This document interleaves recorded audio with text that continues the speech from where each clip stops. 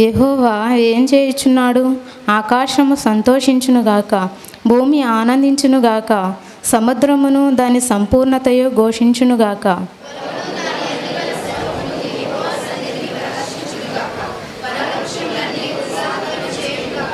భూజనులకు తీర్పు తీర్చుటకై యెహోవా ఏం చేయుచున్నాడు? న్యాయమును బట్టి లోకమునకు, తన విశ్వాసత్యమును బట్టి జనములకు ఆయన తీర్పు తీర్చును. మంచిదండి, దయచేసి అందరూ కూర్చుండి. వాక్య పట్ల సహకరించినటువంటి సహోదరు మనకు యొక్క ఆరాధన తరపున వందనాలు తెలియజేస్తూ ఉన్నాను. దయచేసి ఇటు పురుషులు ఇటు ముందుకు వచ్చి కూర్చోండి. వెనకున్నటువంటి సహోదరులు దయతో ఎదురుకు వచ్చి కూర్చోవలసిందిగా మనం చేస్తున్నాం.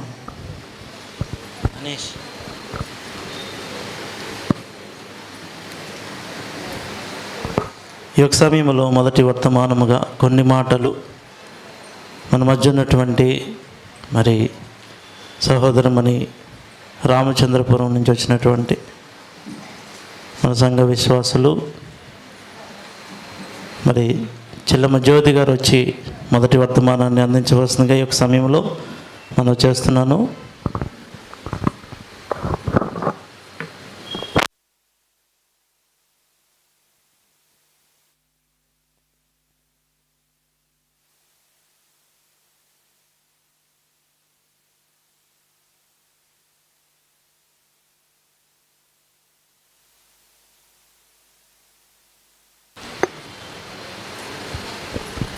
ప్రతి ఒక్కరూ కళ్ళు మూసుకున్నట్లయితే ప్రార్థన చేసుకుందాం. పరలోకమందున మా కన్న తండ్రి, నీ ఘనమైన శ్రేష్టమైన నామం నాకు స్తుతులు స్తోత్రములు దేవా. పరిశుద్ధుడా, మహాగణుడా, మహోన్నతుడా, సర్వాధికారి, సర్వసృష్టికి కారణభూతుడు నా తండ్రి, అయ్యా ఇదిగోండి నాయన, ఇటు అవకాశంను మీరు మాకు దయచేసిన విధానం బట్టి మీకు ఎంతగానో స్తోత్రములు చెల్లించుకుంటూ, అయ్యా ఈ క్షణం నుండి నాయన వెత్తబడుచున్న ప్రతి వాక్యము కూడా నాయన నీ బిడ్డల హృదయాల్లో, మా హృదయాల్లో నాయన నూరంతలుగా ఫలించులాగున, అయ్యా మా క్రియల మూలముగా మీరు సంతోషించులాగున మా బ్రతుకును మీరు తీర్చిదిద్దండి నాయన. నిజమే తండ్రి, నీ మాటలు ఎలాంటి హృదయాన్నైనా మార్చగలవు నాయన. ఈరోజు నీ కుమారుని యొక్క శిలువ ధ్యానం మేము చేరుకుంటుండగా నాయన, ఇదిగోండి తండ్రి, మీ యొక్క గొప్ప కృపను మా పట్ల కురిపించి నాయన, సాత్వికమైన మనసుతో ప్రతి ఒక్కరూ నాయన ఈ మాటలు నాయన ఎంతగానో దేవా స్వీకరించుకున్నటకు మీరే మాకు సహాయం అందించమని, ఆత్మతో మీరు మమ్మల్ని నడిపిస్తారని, మా కొరకు త్వరలో రానున్నటువంటి ప్రభువైన యేసుక్రీస్తు వారి యొక్క మహోన్నతమైన నామం పేరిట ప్రార్థన మనలు అడిగి వేడుకుంటున్నాం తండ్రి, ఆమేన్. మొట్టమొదటిగా ఇప్పటి వరకు మనల్ని సజీవుల లెక్కలో నిలిపి ఉంచినటువంటి దేవాది దేవునికి నా హృదయపూర్వకమైనటువంటి స్తోత్రములు చెల్లించుకుంటున్నాను. ఎంతమంది అయితే దేవుని యొక్క వాక్యంను ఆసక్తితో వినుటకు ఇక్కడి వరకు చేరి వచ్చినారో మీ అందరికీ కూడా ప్రభు వారి పేరిట నా హృదయపూర్వకమైనటువంటి వందనములు తెలియచేస్తున్నాను. ఈరోజు మనం కొన్ని విషయాలను ఆలోచన చేయగలిగినట్లయితే, మొట్టమొదటిగా మనం బైబిల్ అంతటిని తిరగవేసినప్పుడు మనం గ్రహించినటువంటి పరమార్థం ఏదైనా ఉంది అంటే అది ఒకే ఒకటి, మనకు మాదిరి అయిన క్రీస్తును మనం అనుసరించడమే. ఆయన ఎలా జీవించారు, ఆయన ఎలా ఆలోచించారు, ఆయన ఎలా ఎన్నో కష్టాలను దాటుకుని జీవితం అనే గమ్యాన్ని ఆయన చేరుకుని మనకి మార్గాన్ని ఎలా విడిచిపెట్టి వెళ్ళారో ఈరోజు మనం కూడా ఆయన్ని పోలి నడుచుకోవాలని దేవాది దేవుడు తన మనసైన బైబిల్ ద్వారా మనకి ఎన్నో విషయాల ద్వారా తెలియచేశారు. అంటే చాలాసార్లు మనకు అర్థం కాని విషయం ఏంటంటే, ఆయన్ని విడిచిపెట్టి అనేకమైనటువంటి అనేకమైనటువంటి మార్గాల్లోనికి వెళ్ళిపోతూ ఉంటాం. కానీ ప్రభువారు కేవలం మనకి తెలియచేస్తుంది ఏంటంటే, నా ప్రియ కుమారుడు మీ కొరకు ఒక మార్గాన్ని సిద్ధపరిచారు కాబట్టి మీరు ఆ మార్గం గుండా ప్రయాణించండి అని ఆయన మనకెంతో ఎంతో గొప్పగా ఆయన తెలియచేస్తున్నారు. ప్రియమైన దేవుని వారలారా, మరి మనం చాలా విషయాలు రక్షణకు సంబంధించిన ఎన్నో మాటలను మనం విన్నాం, రక్షణ స్వార్థనలు వింటూనే ఉన్నాం. ప్రతి ఆదివారం మీటింగ్స్లో కానీ లైవ్లో కానీ చాలా విధాలుగా మనం చాలా సబ్జెక్ట్స్ విన్నవారమే. అయితే ఈరోజు మన ఆత్మీయ జీవితాన్ని ఇంకొక మెట్టు పెంపొందించేందుకు కేవలం కొన్ని విలువలను మనం నేర్చుకుందాం. మొట్టమొదటిగా ఒక విషయాన్ని మనం ఆలోచన చేయగలిగినట్లయితే, మనము క్రీస్తును పోలి నడుచుకోనవలసినటువంటి వారం. కాబట్టి ఆయన్ని పోలి నడుచుకోవాలి అంటే ఆయన చేసిన ఒక విలువను ఈరోజు మన జీవితాల్లో కూడా మనం ఏర్పరచుకోవాలి. ఆయన జీవితంలో ఏం జరిగింది, ఆయన ఏం చేశారు, ఆయన ఎటువంటి మార్గాన్ని తెలియచేశారు, ఈరోజు మనం నేర్చుకోవాల్సిన విలువ ఏంటి అని ఆలోచిస్తే ఆయన మరణానికి ముందు ఒక ప్రార్థన చేస్తారు. ఆ ప్రార్థన ఏంటో తెలుసా? దేవా, నీ చిత్తమైతే ఈ గిన్నెను నా యొద్ద నుండి తొలగించు, అయినను నా ఇష్టం చొప్పున కాదు, నీ ఇష్ట ప్రకారంగానే నీ చిత్త ప్రకారంగానే నన్ను నడిపించు అని అంటారు. ఈరోజు మనం కూడా మన జీవితాల్లో ఆయన చిత్తాన్ని నెరవేర్చడానికి చాలా ఉన్నతంగా ఏదేమైనా ఆయన చిత్తమే మన ధ్యేయంగా మన జీవితాల్లో వెళ్ళాలి. ప్రియులారా, క్రైస్తవులుగా ఈరోజు ఈ భూమి మీదకి మనం వచ్చామంటే మన జీవితం త్యాగంతో నిండుకొని ఉండాలి. మన జీవితం గాయాలతో నిండుకొని ఉన్న ప్రభు వైపు అడుగులు వేస్తే ఏం చేయాలో తెలుసా? ఈ సమాజానికి మాదిరి ఇవ్వడం కోసం మనం నిలబడిపోవాలి. ఆయన చిత్తాన్ని నెరవేర్చడం ఏంటి అని అంటే మన ఇష్టాలను నెరవేర్చుకుని మనకిష్టమైన వాటిని చేసుకుని ఇది దేవుని చిత్తమే అని చెప్పడం కాదు. ఆయన చిత్తం ఎలా అంటే ఎంత కష్టమైన ముళ్ళ బాటలో అయినా అది ఆయన చిత్తమైతే అలాగే వెళ్ళాలి. పౌలు గారు అలాగే వెళ్ళారు కదా ప్రియులారా. ఈరోజు ఈనాటి క్రైస్తవులమైన మనం కూడా అలానే వెళ్ళాలి. ఆ మాటను ఒకసారి చూద్దాం. ఎఫెసీయులకు రాసిన పత్రిక 6వ అధ్యాయము 6వ వచనం 3వ లైన్లో, ఎఫెసీయులకు రాసిన పత్రిక 6వ అధ్యాయము 6వ వచనం 3వ లైన్లో, దేవుని చిత్తమును మనఃపూర్వకముగా జరిగించుచు. దేవుని చిత్తాన్ని మనం ఎలా చేయాలి? మనస్ఫూర్తిగా చేయాలి ప్రియులారా. దేవుని చిత్తాన్ని మనం మనస్ఫూర్తిగా చేయాలి. అది కష్టమైన, నష్టమైన, వేదనైన, శోధనైన, ఇబ్బంది అయిన, ఇరుకులైన ఆయన చిత్తమే మన జీవితం, ఆయన చిత్తమే మన ధ్యేయం. చాలాసార్లు ఆయన చిత్తానికి తల వంచాలంటే అది అంత సింపుల్ విషయం కాదు. ఈ లోకానికి అర్థమైనట్టు అర్థమయ్యే విషయం కాదు. ఈరోజు అందరూ అర్థం చేసుకునే విధంగా కూడా ఉండదు ప్రియులారా. ఆయన చిత్తం చాలా కష్టం. అందుకే యేసుక్రీస్తు ప్రభువారు లాస్ట్లో ఆ ప్రార్థనలో ఎంత విలువ ఉంటుందంటే, ఈ గిన్నె నా యొద్ద నుండి తొలగించు దేవా, అయినను నా ఇష్టం కాదు, నా ఇష్ట ప్రకారం కాదు, నీ చిత్తానుసారంగానే నా జీవితం అందు జరిగించు. ఆ మాట అనాలంటే ఇది ఎంత కష్టమో తెలుసా ప్రియులారా. ఈరోజు సిలువ వేయబడిన యేసుక్రీస్తు ప్రభు వారి యొక్క ప్రార్థన ఆయన చిత్తాన్ని ఎలా నేర్పించాలో, ఆయన చిత్తాన్ని ఎలా ఫాలో అయిపోలో మనకి నేర్పిస్తుంది. నిజమే, ఆయన చిత్తం చాలా కష్టం.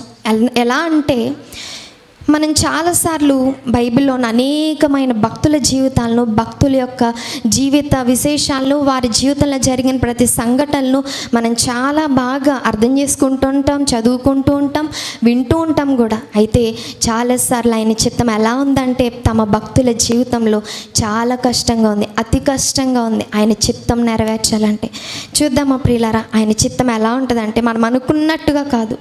ఆయన చిత్తం ఎలా ఉంటుందంటే చూద్దాం. హోషేయ గ్రంథము ప్రారంభ అధ్యాయము 2వ వచనంలో ఆయన చిత్తం ఎలా ఉంటుందంటే, ఈరోజు ఎందుకు మనం ఈ విలువను నేర్చుకోవాలి అంటే చాలాసార్లు క్రైస్తవులు వెనకడుగు వేస్తున్న వారు ఉన్నారు. ఈరోజు చూడండి, మన చుట్టూ ఉన్న వాళ్ళలో కూడా దేవుణ్ణి కలిగి ఉండి దేవుణ్ణి విడిచిపెట్టిన వారు అనేక మంది మనం చూస్తూనే ఉన్నాం. ఈ సమాజంలో కానీ మన కుటుంబాల్లో కానీ ఒక్కొక్కసారి మన జీవితాల్లో కూడా దేవుణ్ణి కలిగి ఉన్నను, దేవునిలో ఉన్నను మళ్ళీ వెనక్కి అడుగు వేసే స్వభావం ఈరోజు మనందరిలో ఉంది.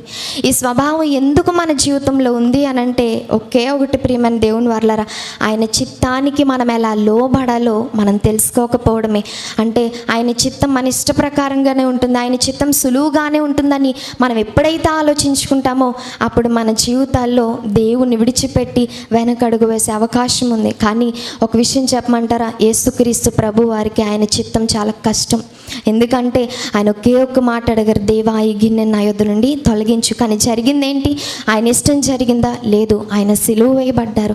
ఆయనకి అంత కష్టంగా దేవుని చిత్తం ఉందంటే ఈరోజు ఈ బ్రతుకును కొనసాగిస్తున్న మన జీవితంలో ఆయన చిత్తం చాలా కష్టంగా ఉంటుంది ప్రియులారా.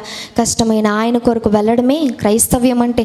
చాలామంది ఈరోజు లోకల వారిష్టానుసారంగా బ్రతుకుతున్నారు. కానీ వారి నుండి దేవుడు ఈరోజు మనల్ని ఎందుకు వేరు చేశారు అంటే కష్టమైన, నష్టమైన ఆయన చిత్తానికి ఒగ్గి, తల ఒగ్గి మనం ఆయన కొరకు వెళ్తామని. నిజమే కదా. మరి కొంతమంది జీవితాల్లో ఈ చిత్తం ఎలా ఉంది అని ఆలోచిస్తే నిజంగా అవి చదువుకున్నప్పుడు కొన్నిసార్లు కన్నీరు తిరుగుతాయి ప్రియులారా. అంతగా ఉంటుంది. చూద్దాం. హోషేయ గ్రంథం ప్రారంభ అధ్యాయము 2వ వచనంలో, మొదట యెహోవా హోషేయ ద్వారా ఈ మాట సెలవిచ్చెను, జనులు యెహోవాను విసర్జించి బహుగా వ్యభిచరించి ఉన్నారు గనుక నీవు పోయి వ్యభిచారము చేయ స్త్రీని పెండ్లాడి వ్యభిచారము వల్ల పుట్టిన పిల్లలను తీసుకొనుము అని ఆయన హోషేయకు ఆజ్ఞ ఇచ్చెను. కాబట్టి అతడు పోయి దిబ్లయము కుమార్తె అయిన గోమెర్ను పెండ్లి చేసుకొనును. ఆమె గర్భవతి అతనికి ఒక కుమారుని కనగా. ప్రిలారా, ఆయన చిత్తం ఏంటి? దేవా, ఇదిగో నీ కొరకు నేనున్నాను. ఆనాటి ఆ సిచ్యువేషన్ అంతా ఏంటంటే, నిజంగా హోషే గారి జీవితం జరుగుతున్నప్పుడు ఆ చుట్టూ జరుగుతున్న విశేషాలు ఏంటంటే, అందరూ దేవుని బొత్తిగా విడిచిపెట్టేశారు. ఎంతగా అంటే ఇక వారు మారకపోతే దేవుడే జోక్యం చేసుకునేంత దారుణమైనటువంటి పరిస్థితిలో ఆ రోజు హోషే గారు జీవించుచున్న కాలంలో జరుగుతుంది. అలాంటి సమయంలో ఒకే ఒక హోషే గారు ఏం చేశారో తెలుసా? ఇదిగో దేవా, నేను నా హృదయాన్ని, నా శరీరాన్ని, నన్ను నేను నీకు అప్పగించుకుంటున్నాను. నీ చిత్తమే నా జీవితం అందు సిద్ధించుగాక అని ఆయన దేవునికి ప్రతిష్ఠించుకున్నప్పుడు దేవుడు తన చిత్తాన్ని హోషే గారి జీవితంలో ఎలా సిద్ధించారు అంటే, ఒక మంచి కన్యక, రెబ్కా లాంటి కన్యకనిచ్చి కాదు. కొన్నిసార్లు దేవుని చిత్తం ఎంత బాగుంటుందో అనుకుంటాం కదా ప్రియులారా. కానీ క్రైస్తవ్యం అంటే ఏంటంటే దేవుణ్ణి అర్థం చేసుకోవడం క్రైస్తవ్యం అంటే. కానీ ఒకసారి రెబ్కా గారిని చూసినప్పుడు, రెబ్కా చాలా చక్కని అయిన కన్యక. ఆమె చాలా చక్కనిది, చాలా సౌందర్యవంతురాలు, మంచి ప్రవర్తన కలిగినటువంటి స్త్రీ. అంత మాత్రమే కాదు కానీ ఆమె దేవుని దయను పొందినది. అలానే ఏ పురుషుడు కూడనటువంటి ఒక పవిత్రమైనటువంటి స్త్రీ కూడా ఆమె. కానీ హోషేయ గారి జీవితంలో ఏం జరుగుతుంది అంటే, అలాంటి స్త్రీని దేవుడు హోషేయ గారికి పెండ్లి కూతురుగా లేకపోతే భార్యగా ఇవ్వట్లేదు ప్రియులారా. మరి ఎలాంటి ఆమెను ఇస్తున్నారు అంటే, ఇదిగో వ్యభిచార స్త్రీని ఆయనకు భారీగా ఇస్తున్నారు దేవాది దేవుడు. అంటే ఈరోజు దేవుని చిత్తం ఎందుకు మనం నెరవేర్చుకోవాలి, దేవుని చిత్తం కొరకు మనం సిద్ధపడి ఉండాలి, దేవుని చిత్తం మనస్ఫూర్తిగా మనం జరిగించాలి అన్న విలువ ఎందుకు ఈరోజు మనం నేర్చుకోవాలి? ఎందుకు ఈ విషయాన్ని స్పష్టంగా ఎత్తి మరీ యేసుక్రీస్తు ప్రభువారు తన ప్రార్థనలో కూడా జ్ఞాపకం చేసుకున్నారంటే, ఒక్కొక్కసారి మనం దేవుని చిత్తం చాలా బాగుంటుందని వెనకడుగులు వేసేస్తూ ఉంటాం. అలాంటి సమయంలో ఆయన ఇలాంటి ఎన్నో సందర్భాల ద్వారా నా చిత్తం ఇలా కూడా ఉంటుందని మనకి తెలియచేస్తున్నారు. ఈరోజు కూడా దేవుని చిత్తం మన జీవితంలో నెరవేర్చబడుతుందా? అది కష్టమైన, నష్టమైన మన జీవితంలో కొన్ని పరిస్థితులు ఎలా అనిపిస్తాయంటే, నిజంగా దేవుడు నన్ను వదిలేశాడా అన్నట్టు అనిపిస్తాయి. నిజంగా హోషే గారి జీవితాన్ని చూసినప్పుడు చాలా బాధాకరమైనటువంటి విషయం ప్రియులారా. ఎందుకంటే తన ఇరుగు పొరుగు వారందరూ, తను జీవిస్తున్న ప్రతి ఒక్క మనిషి, తను తప్ప మిగిలిన వారందరూ దేవునికి వ్యతిరేకంగా తిరిగిన వారే. కానీ దేవాది దేవుని కొరకు నిలవబడిన ఒకే ఒక్క హోషే గారి జీవితం చూడ్డానికి కూడా అంత రమ్యంగా లేదు.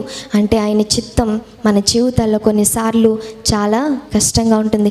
అయినా దేవుణ్ణి అర్థం చేసుకుని బ్రతకడమే క్రైస్తవ్యం అంటే. నిజమే, హోషే గారి జీవితం నుండి మనం నేర్చుకోవాల్సినటువంటి ఒక ఉత్తమమైనటువంటి విలువ ఏంటంటే, క్రైస్తవులు అనగానే దేవుణ్ణి అర్థం చేసుకునే తనయులు అన్న విషయాన్ని మనం నేర్చుకోవాలి. ఎందుకంటే మీరు చూడండి, ఆ సందర్భం అంతా చదువుకుంటూ ఉన్నప్పుడు అక్కడ మనకి తెలియచేసే విషయం ఏంటంటే, అక్కడ కూడా మనం చదువుకున్నాం, హోషే ద్వారా ఈ మాట సెలవిచ్చెను, జనులు యెహోవాను విసర్జించి బహుగా వ్యభిచరించి ఉన్నారు గనుక. జనములు ఏం చేశారు?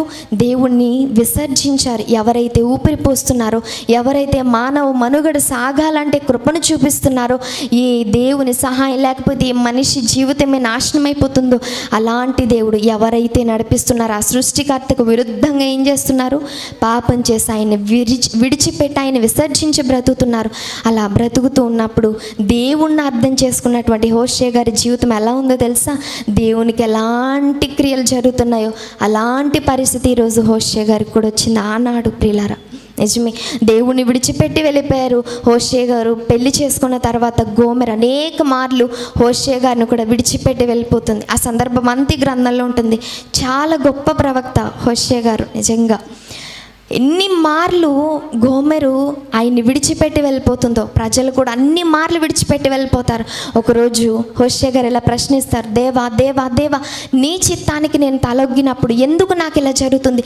నాకే ఎందుకు ఇలా జరుగుతుంది? ఈరోజు మన జీవితాల్లో కూడా చాలాసార్లు నాకే ఎందుకు ఇలా జరుగుతుంది? దేవుడు నన్ను విడిచిపెట్టేశాడా? దేవుడు నన్ను మర్చిపోయాడా? నేనేమైనా తప్పు చేశానా? ఈ శ్రమల్లో మనకు వచ్చే ఆలోచనలు అంత ఇంత కాదు ప్రియులారా. అయినా కానీ హోషే గారికి అలాంటి పరిస్థితి వచ్చింది. వచ్చింది. ఆ రోజు దేవుని అడిగాడు, దేవా నాకే ఎందుకు ఇలా జరుగుతుంది అంటే దేవుడు ఒకే ఒక మాటను చెప్పాడు, ఒకసారి నా ప్రజలను చూడు, ఒకసారి నీ పరిస్థితిని చూడు, ఒకసారి నన్ను చూడు, ఒకసారి నీ జీవితాన్ని చూడు. నన్ను నువ్వు అర్థం చేసుకున్న మనిషి కాబట్టే ఈరోజు నీకు అలా జరిగిందని ఆయన సెలవిచ్చారు ప్రియులారా. నిజమే, దేవుని ఎన్నోసార్లు ప్రజలు విడిచిపెట్టి వెళ్ళిపోయారు. గోమెర్ గారు కూడా హోషే గారిని ఎన్నోసార్లు విడిచిపెట్టి వెళ్ళిపోయింది. దేవుడు ఎంతగా తన బిడ్డలను ప్రేమిస్తున్నారంటే హోషే గారికి చెప్తూనే ఉన్నారు, హోషే వెళ్ళు వాళ్ళకి చెప్పు, వాళ్ళని మార్చు మార్చు మార్చు, వారి హృదయాన్ని మార్చు, నా కొరకు వాళ్ళని నిలబెట్టవా అని అనేక సార్లు చెప్తున్నప్పుడు ఆ రోజు ఆయనకు అర్థమైన విషయం ఏంటంటే, నిజమే, నా భార్య నన్ను విడిచిపెట్టినప్పుడు నాకు ఎంత బాధగా ఉందో దేవునికి ఇంకా బాధగా ఉంటుంది. ఆయన బాధను అర్థం చేసుకోవడానికే ఈరోజు ఆయన చిత్తం నా జీవితంలో ఇలా ఉంది అని అనుకుంటున్నారు ప్రియులారా. ఆ రోజు ఆయనకు అది అర్థమైంది కాబట్టి మళ్ళీ విడిచి వెళ్ళిపోయినటువంటి తన భార్య అయిన గోమెర్ దగ్గరికి వెళ్ళి ఏం చేశారో తెలుసా, అతి శ్రేష్టమైనటువంటి ఈవులనిచ్చి ఆమెను కొనుక్కుని తెచ్చుకుని మళ్ళీ ప్రేమను చూపించడం ప్రారంభించాడు ప్రియులారా. ఆ ప్రవర్తన ద్వారా అనేక మంది దేవుని వైపుకు తిరిగాడారు. ఈరోజు దేవుని చిత్తం అంటే ఒకనాడు ఇస్సాకు గారి జీవితంలో ఉన్నంత రమ్యంగా మన జీవితాల్లో ఉంటుందా అంటే కొన్నిసార్లు మనం గుర్తించుకోవాల్సిన విషయం ఏంటంటే యేసుక్రీస్తు ప్రభు వారి జీవితంలో ఉన్న విధంగా కూడా మన జీవితాల్లో ఉండొచ్చు. అయినా దేవుడు మనకిచ్చే ఒక గొప్ప భాగ్యం ఏంటంటే సహింపగలిగినంత కంటే మిక్కిలి శ్రమలు దేవుడు మనకి ఎవరు. ఒకవేళ శ్రమలు ఉన్నా దానికి పరిష్కారాన్ని ఆయనే పెట్టేస్తాడట. శ్రమ ఆయనే పెట్టేసి పరిష్కారం ఆయన పెట్టేస్తే నేను అడుగుతాను, అసలు మనకి శ్రమలు ఎందుకు దేవుడు ఇచ్చినట్టు? అయినా ఈ చిన్ని శ్రమల్లో కూడా మనము వెనకడుగు వేస్తున్నామంటే దేవుణ్ణి నమ్మి నేను క్రైస్తవుని, నిజమైన క్రైస్తవుని అని మనం ఎలా అనగలుగుతున్నాం ప్రియమైన దేవుని వారలారా? అందుకే ఆలోచించాలి. నిజమే, దేవుని చిత్తానికి తలొగ్గడానికి మన జీవితాలు ఏ పరిస్థితులు వచ్చినా మనం వెనకాడకూడదు. ఆయన చిత్తం మన జీవితాంతం కన్నీళ్లతోనే ఉండాలంటే ఉండాలి ప్రియులారా. నిజమే, పౌలు గారి జీవితం ముందు చూసినప్పుడు వేరుగా ఉంటుంది, తర్వాత చూసినప్పుడు వేరుగా ఉంటుంది. ముందు చూసినప్పుడు ఆయన ఒక లాయల్ లైఫ్ కదా. నిజమే, ఆయన ఎలా వస్తూ ఉంటే ఎంత క్యూ ఉన్నా కూడా ఆయనకి స్పేస్ ఇచ్చేయాలి. నిజంగా ఒక లీడర్షిప్కి లేకపోతే ఎవరైనా చీఫ్గా ఉంటారు చూడండి, అలాంటి చీఫ్ గెస్ట్లకి మాత్రమే అలాంటి హోదా ఉంటుంది. కానీ పౌలు గారికి అలాంటి హోదా ఉండేది. కానీ క్రీస్తులోనికి వచ్చిన తర్వాత ఎన్నో శ్రమలు, ఆయన కొట్టేసి చచ్చిపోయారనుకుని వదిలేసి వెళ్ళిపోతే మళ్ళీ ఆ రక్తంతో నిండుకున్న అవన్నిటిని, ఆ గాయాలన్నిటిని తుడుచుకొని మళ్ళీ దేవుని కోసం స్వార్థ కొరకు వెళ్ళిపోయారట ప్రియులారా. అంటే దేవుని చిత్తం ఈరోజు మన జీవితాల్లో నెరవేర్చండి తండ్రి అని మనం ఆయనకు అప్పచెప్పుకోవడం చాలా కష్టమైన పని. కానీ ఆ కష్టమైనదైనా ఈరోజు మనం ఇష్టంగా చేస్తే ఇదే మన జీవితం. మనమంటూ ఆయన కొరకు చేసింది ఏమీ లేదు ప్రియులారా, ఆయనే మన కొరకు ఎన్నో చేశారు. నిజమే, ఎప్పుడూ మనం గుర్తుంచుకోవాల్సిన మాట ఆయన సిలువ యొక్క విలువ, ఆయన సిలువ త్యాగం. ఈరోజు మళ్ళీ ఒకసారి జ్ఞాపకం చేసుకుందాం. యెషయా గ్రంథము 53వ అధ్యాయము ప్రారంభవచనం. యెషయా గ్రంథము 53వ అధ్యాయం ప్రారంభవచనం చదువుకొనగలిగితే, మేము తెలియజేసిన సమాచారము ఎవడు నమ్మెను? యెహోవా బాహువు ఎవనికి బయలుపరచబడను? ఎన్నోసార్లు యేసుక్రీస్తు ప్రభు వారి భూపైకి వచ్చి తన ప్రాణాన్ని పెట్టక మునుపు ఎన్నోసార్లు అనేకమైన ప్రవక్తల చేత, అనేకమైనటువంటి పనుల చేత దేవుడు సువార్తని ప్రపంచానికి అందిస్తూనే ఉన్నారు ప్రియులారా. ఈ సృష్టి అంతా మనకి సువార్తనే ప్రకటిస్తుంది. కానీ గ్రహించలేని మానవుడు ఇంకా దేవుడు లేడని ఇంకా అలా వేలాడుతూనే ఉన్నారు. సృష్టికర్తని ఇంత సృష్టి కలిగించి నిన్ను నన్ను నిలబడితే సృష్టికర్త లేడు అని ఆయనకు వెనుదిరిగి ఆయనకు ఆపోజిట్గా తయారైపోతాం, వ్యతిరేకంగా మారిపోతున్నాం ప్రియులారా. అదిగో దేవుడు అదే బాధపడుతున్నాడు. నేను ఇచ్చినటువంటి సమాచారం ఎవరు నమ్మారు? ఈరోజు మన ఇక్కడ కూర్చున్న మన గతంలో కూడా మనము నమ్మని వారమే కదా ప్రియులారా. నిజమే, ఇంకా చూడగలిగినట్లయితే 2వ వచనంలో, లేత మొక్కవలను ఎండిన భూమిలో మొలచిన మొక్కవలను అతడు ఆయన ఎదుట పెరిగను. ఎవరు అయినా అని ఆలోచిస్తే చూద్దాం, ఎందుకు చదువుదాం. అతనికి స్వరూపమైన లేదు, సొగసైన లేదు, మనం అతన్ని చూచి అపేక్షించినట్లుగా అతని యందు స్వరూపము లేదు. ఇదే మాట క్రొత్త నిబంధనలో ఎన్నోసార్లు మనం చదువుకుంటాం. ఇతనికి స్వరూపమైన లేదు, సొగసైన లేదు, చూస్తే మళ్ళీ చూడాలనిపించే విధంగా చూసేంత ఆకర్షణీయమైనటువంటి బ్రతుకు ఆకారం కూడా ఆయనకి లేదు. ఇలాంటి వ్యక్తి అని మనం ఎవరిని గురించి చదువుకున్నామంటే నీ కొరకు నా కొరకు తన జీవితాన్ని కాదు, తన ప్రాణాన్ని రక్తాన్ని కూడా, ఆఖరి తుది శ్వాసను కూడా నీ కొరకు నా కొరకు ఆయన త్యాగం చేసిన యేసుక్రీస్తు ప్రభువారి గురించి మనమేం చేస్తున్నాం ప్రియులారా? ఆయన మన కొరకు తన ప్రాణాన్ని అప్పగించారు. ఆయన ఎలా పెరిగారో తెలుసా? పరలోకమందు లేత మొక్కవలే. నిజమే కదా, పిల్లల్ని కూడా తల్లిదండ్రులు అలానే చూసుకుంటారు. ఈ లోకంలో 60-70 ఏళ్ళు ఉండి వెళ్ళిపోయి జీవితంలో తల్లిదండ్రులే పిల్లలంతా బాగా చూసుకుంటున్నప్పుడు దేవాది దేవుడు తన ప్రియకుమారుని ఇంకెంత సుకుమారంగా ప్రేమించి ఉండుంటారు. ఆయన ప్రేమకు గుర్తేంటంటే చాలాసార్లు క్రొత్త నిబంధన కాలంలో చదువుకున్నప్పుడు నిజంగా ఎంత త్యాగం అంటే, యేసుక్రీస్తు ప్రభు వారి త్యాగం అంటే నేను అంటాను ఆయన ఈ భూమిపైకి వచ్చి రక్తాన్ని చిందించడం కాదు, కానీ మొట్టమొదటిగా మనం తెలుసుకోవాల్సింది ఏంటో తెలుసా? ఆయన చేయి విడిచి నీ కొరకు నా కొరకు ఆయనకి దూరంగా ఈ భూమిపైకి వచ్చేసారు. ఈరోజు మనం ప్రాణంగా ప్రేమించిన వారికి దూరంగా ఉండాలంటే అది అనుభవించిన వారికి మాత్రమే తెలుస్తుంది ప్రియులారా.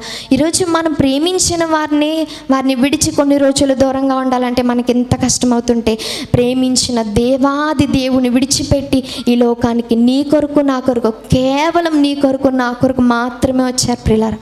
నీ కొరకు నా కొరకు మాత్రమే ఆయన్ని విడిచిపెట్టి ఈరోజు నీ కొరకు నా కొరకు వచ్చారు. ఈరోజు మన ఆశల్ని, మన జీవితంలో ఆయన చిత్తం కొరకు కష్టమైన ఆ సంఘటనలు ఎదుర్కొని మన ఆశల్ని, మన జీవితాన్ని మనల్ని మనమే చంపుకొని మనల్ని అన్నీ వదులుకొని దేవుని దగ్గరికి మనం ఎలా వెళ్తున్నాం? అన్నీ విడిచిపెట్టి ఆయన మన కొరకు తన ప్రాణాన్ని అప్పగించారు. కానీ ఈరోజు క్రైస్తవులుగా ఉన్న ఎన్నో మెసేజ్లు వింటున్నా, ఎన్నో వార్తలు వింటున్నా, ఎందుకు మన జీవితాల్లో ఇంకా ఆయన చిత్తం నెరవేర్చడం రావట్లేదు? ఆయన సిలువని ఇంకా అర్థం చేసుకోవట్లేదు ప్రియులారా. అర్థం చేసుకోవాలి. ఆయన సిలువ విలువ మనకు అర్థం కాకపోతే ఈరోజు ఈ సబ్జెక్ట్ కాకుండా ఎన్ని విన్నా వ్యర్థమే. ఆయన చిత్తం నెరవేర్చని ఈరోజు మన జీవితాల్లో మనకి రావాలి. ఆయన చిత్తం మనం నెరవేర్చాలి. ఇంకా చదువుకున్నప్పుడు ఎంత బాగుంటుందంటే, నీ కొరకు నా కొరకు వచ్చిన ఆయనకు స్వరూపం మాత్రమే కాదు, ఆయన ఎలా ఉన్నారంటే 3వ వచనంలో, అతడు తృణీకరింపబడిన వాడును, ఆయన మనుష్యుల వలన విసర్జింపబడిన వాడును, వ్యసనక్రాంతుడుగాను వ్యాధిని అనుభవించిన వాడుగాను మనుష్యులు చూడనొల్లని వాడుగాను ఉండేను. ఆయన ఎలా ఉన్నారంటే, ఈరోజు మనం చేసిన పాపం వల్ల ఈ ప్రజలందరూ నిన్ను నన్ను ఏం చేస్తున్నారో తెలుసా?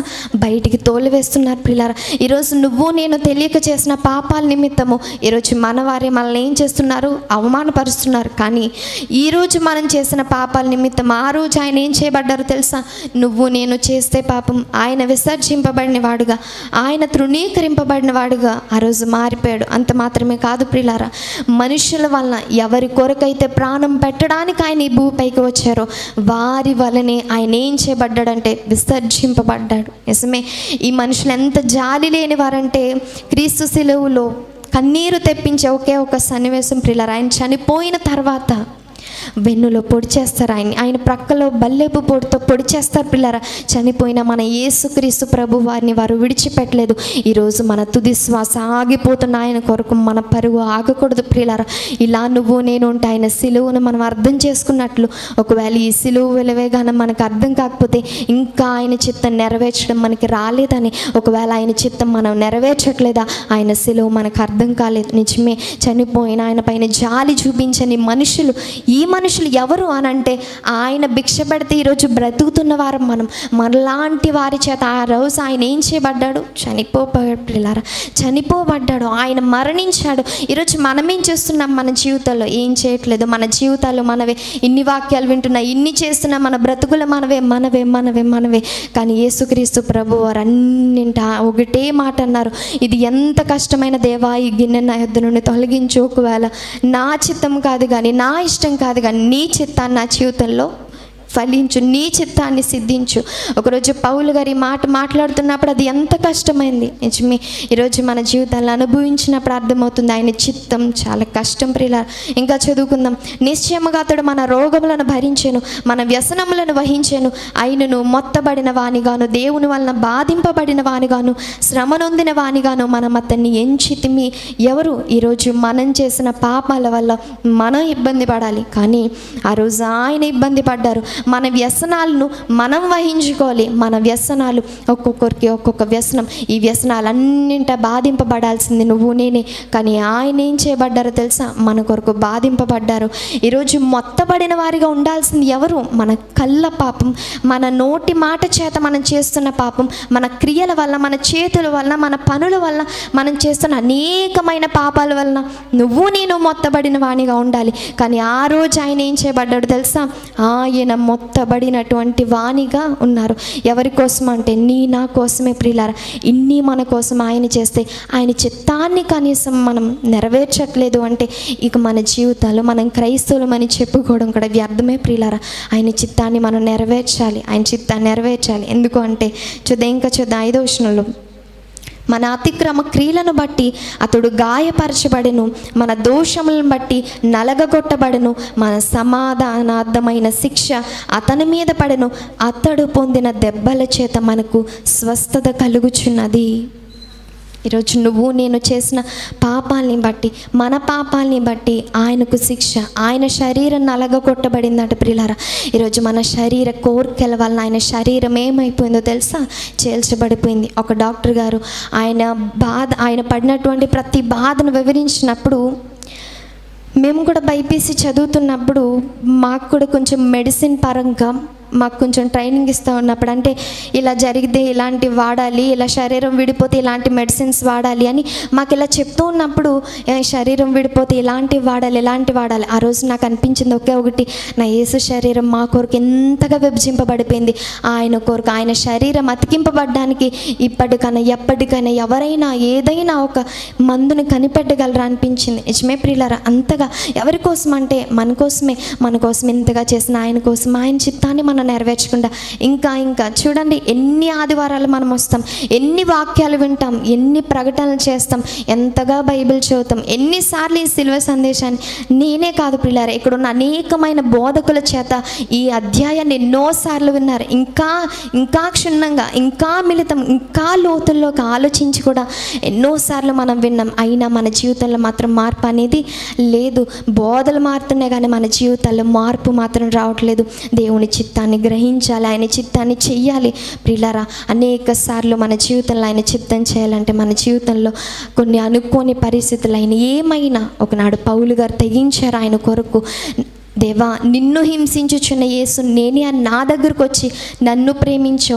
నిజానికి మనం చేస్తున్న పాపాలని బట్టి మనం వెళ్ళి ఏం చేయాలో తెలుసా? దేవాది దేవుణ్ణి భిక్షం అడిగి, దేవా నన్ను క్షమించాలి. కానీ వింతైన విషయం ఒకటి ఏంటంటే, మన దగ్గరికే సువార్త వస్తుంది. నిజమే, ఈరోజు మారి ఇక్కడ వాక్యం చెబుతున్నా నా దగ్గర కూడా నేనే దేవుని దగ్గరికి వెళ్ళలేదు, కానీ దేవుని సువార్త నా యొద్దకు వచ్చింది. ఆ రోజు నా మనసును కూడా సువార్త మార్చింది. ఈరోజు పాపాలు చేస్తున్న మన యొద్దకు సువార్త వచ్చి మారుస్తుంది. ఇంకా పాపాలు చేస్తున్న మనల్ని ప్రేమిస్తూనే ఉన్నాడు ప్రియులారా. ఆ ప్రేమను వర్ణించడానికి ఇక నా దగ్గర మాటలు లేవు, ఇక నేను వివరించలేను కూడా. నా వయసుకు మించి మీకు చెబుతున్నాను, నా కన్నీళ్లతో మీకు చెబుతున్నాను. కానీ ఆయన ప్రేమను వర్ణించడం ఎవరి తరము కాదు. ఇంత గొప్ప ప్రేమకు మనం ఇచ్చేది ఒకే ఒకటి, కష్టమైన నష్టమైన మన జీవితాన్ని ఆయనకు అప్పగించి ఆయన చిత్తాన్ని నెరవేర్చడమే. నిజమే, ఎఫెసీయులకు రాసిన పత్రికలో చదువుకున్నట్లు మనఃపూర్వకంగా ఆయన చిత్తాన్ని జరిగిద్దాం ప్రియులారా. అది కష్టమైన నష్టమైన వేదనైన ఇబ్బందులైన ఇరుకులైన ఇక ఆఖరికి మన మరణమే అయినా భక్తుల జీవితం ఆయన చిత్తం ఏంటో తెలుసా? భక్తుల జీవితంలో ఆయన చిత్తం మరణం. నిజమే, ఆయన చిత్తం ఏంటంటే పౌలు గారు చూసినప్పుడు అనేకమైన శ్రమలు, అనేకమైన ఇబ్బందులు, అనేకమైన వేదనలు అయినా ఆయన చివరి జీవితం ఎలా ముగిసిపోయింది అంటే హతసాక్షిగా మారిపోయాడు. ఇలా ప్రతి ఒక్కరి జీవితాన్ని చూసుకుంటూ వెళ్ళిపోతే ఆయన చిత్తం బహు గొప్పది పిల్లలు, బహు కష్టమైంది. ఇక వివరించాలంటే ఏమాత్రం మాటలు సరిపోవు. కాబట్టి ఆయన చిత్తాన్ని గ్రహిద్దాం, ఆయన చిత్తాన్ని చేద్దాం పిల్లలు. ఈరోజు నిన్ను కుటుంబమే ద్వేషించిన, కుటుంబమే విడిచిపెట్టేసిన, నీ స్నేహితులందరూ విడిచిపెట్టేసిన ఆయన చిత్తాన్ని నువ్వు చేస్తున్నప్పుడు, ఈ లోకమంతా నిన్ను మర్చిపోయినా ఆయన చిత్తం నువ్వు చేస్తున్నప్పుడు, ఒక్కొక్కసారి దేవుడే నన్ను విడిచిపెట్టేశాడేమో అన్న పరిస్థితులు అపవాది మనకు కల్పించిన ఒకే ఒకటి చేయండి, ఆయన చిత్తాన్ని జరిగించడం మాత్రం ఆపొద్దు ప్రియులారా. ఆయన చిత్తానుసారంగానే నడుద్దాం. అర్థం. ఎందుకంటే ఇంకొక విషయం కూడా చెప్పనా, ఒక భయంకరమైన విషయం ఏంటంటే ఆయన చిత్తానికి కాకుండా మనం వేరే పనికి వెళ్ళిన అక్కడ నాశనమే మనకి. హతసాక్షులని ఒక మంచి బుక్ ఉంటుంది. అందులో ఆనాటి కాలంలో రోమీలు ఏం చేసేవారంటే మన క్రైస్తవుల్ని చాలా దారుణంగా చంపేసేవారు. చాలా దారుణంగా, ఎంత దారుణంగా అంటే నిండు గర్భిణీ స్త్రీలను చీరేసేవారు, పుట్టిన బిడ్డను కూడా నరికేసేవారు. వారికి దయ దాక్షిణ్యాలు ఇవేవి ఉండేవి కాదు.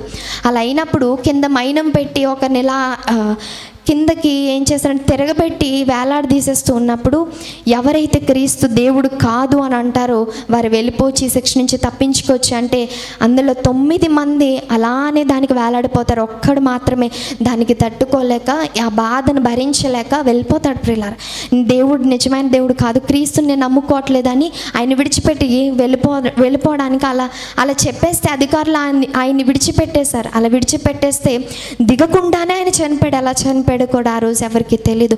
అది చూసినప్పుడు ఒకటే అనుకున్నాను, ఒకసారి మనం దేవుని చిత్తాన్ని చేయాలని దేవుడు మనల్ని నిలబెట్టుకుంటే ఆయన చిత్తం చేయడం తప్ప మనం ఇంకా ఏది చేయలేము. ఎందుకంటే ఆయన చిత్తం కాదని మనం వెనక్కి పరిగెట్టినా దేవుడిని లాగేస్తాడు. కాబట్టి ఆలోచించండి ప్రియులారా, ఆయన చిత్తాన్ని చేయండి. ఆయన చిత్తం కొరకే మనం నిలిచి ఉండాలి. యేసుక్రీస్తు ప్రభు వారికి కష్టమైన కానీ ఆయన చిత్తాన్నే నెరవేర్చారు. నీ కొరకు నా కొరకు ఎన్నో చేసిన దేవుని కొరకు ఈరోజు కష్టమైన నష్టమైన ఆయన చిత్తాన్ని మనం చేస్తే నిజంగా మన జీవితాలు వెలిగింపబడిన జీవితాలుగా, క్రైస్తవ జీవితాలకు నిజమైన అర్థంగా పరమార్థంగా మన జీవితాలు తీర్చిదిద్దబడతాయి. కాబట్టి అలా ఆయన చిత్తానికి తల ఒగ్గి ఇష్టమైన కష్టమైన నష్టమైన వేదనైనా ఒకనాటి భక్తులు ఎలా అయితే ముందుకు సాగిపోయారో, ఇంకొక మాట ఏంటంటే ఆయన నాగలి మీద చేపట్టిన వాడు మళ్ళీ వెనక తిరగడానికి వీల్లేదు.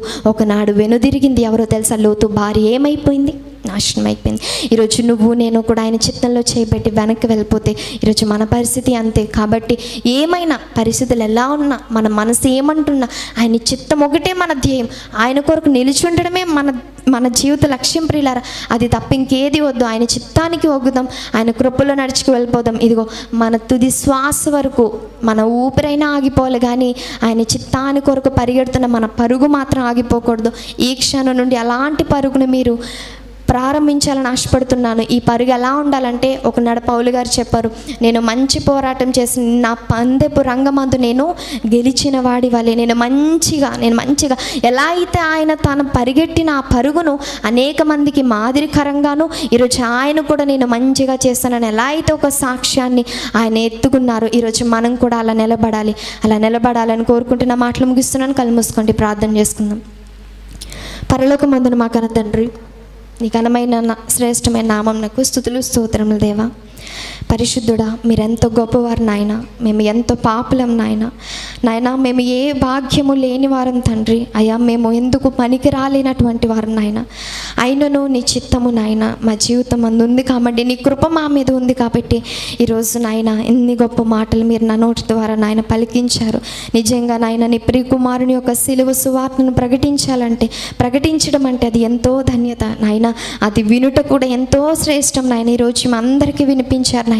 నిజమే, యేసుక్రీస్తు ప్రభు వారిలో ఉన్నటువంటి లక్ష్యం నాయన, ఒక గొప్ప లక్షణం మీ యొక్క చిత్తాన్ని ఇష్టపూర్వకంగా నెరవేర్చడం. అది కష్టమైనను ఏమైనను కనుక ఈరోజు కూడా నాయన మనస్ఫూర్తిగా మీ చిత్తాన్ని మేము అంగీకరిస్తూ ఇక మా జీవితాలు యందు నాయన జీవించేవారు మేము కాదు నాయన, మీరే మా యందు జీవించి మీ చిత్తానుసారంగా మా బ్రతుకులను తీర్చిదిద్దుతారని అయ్యా ఇదిగోని తండ్రి, ఈ మాటలు విన్న వారందరూ నాయన చెప్పిన మాకు కాదు నాయన, అయ్యా సమస్తము తెలియపరిచి నీకు నాయన రుణస్థులు కనుక సమస్త మహిమ ఘనత ప్రభావాలు మీకు ఆరోపిస్తూ ఆయన చెప్పిన ప్రతి మాట నాయన వారి జీవితంలో నూరంతలుగా వెత్తబడ్డకు సహాయం అందించమని, మా ప్రయాసము వ్యర్థము కానేరక మీ యందు మేము పడినటువంటి ప్రయాసం నాయన మీరు ఫలింపజేస్తారని, అది వారి క్రియల మూలంగా మీరు సంతోషించటమేనని ఎరిగి అయ్యా వారి గురించి ప్రతిదినం ప్రార్థించే గొప్ప లక్షణము మీరు మాకు దయచేస్తారని, వెత్తబడిన ప్రతి ఒక్క మాట నాయన మా అందరి హృదయంలో నూరంతలుగా ఫలించుటకు మీరే సహాయం అందించమని, మా కొరకు త్వరలో రానున్నటువంటి ప్రభువైన యేసుక్రీస్తు వారికి మహోన్నతమైన నామం పేరిట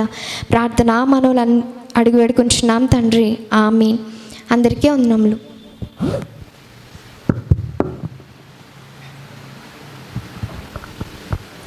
ఇప్పటి వరకు విలువైనటువంటి మాటలు. మరి దేవుని చిత్తాన్ని ప్రతి ఒక్కరూ గుర్తెరిగి ఆయన యొక్క చిత్తాన్ని పాటించాలని, ఆయన చిత్తానుసారంగా మన యొక్క జీవితాలను మలుచుకోవాలని సహోదరు మన చక్కని వివరణ ఇచ్చారు. వారికి ఈ యొక్క సంఘం తరపున వందనాలు తెలియజేస్తూ ఉన్నాము. చిన్న ప్రకటన, దయచేసి స్త్రీలు ముందుకు జరిగి కూర్చోండి.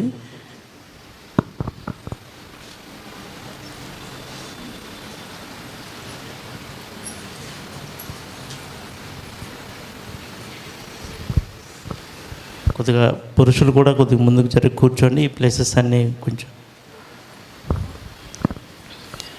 మరి వచ్చే వారం ఎవరైతే చిన్నపిల్లలు ఉన్నారో వారంతా ఇటువైపు మరి రైట్ సైడ్లో మేము కూర్చున్న ప్లేస్లో మరి ఆశీర్వాదం కావాల్సిందిగా మీకు ప్రకటన చేస్తున్నాం.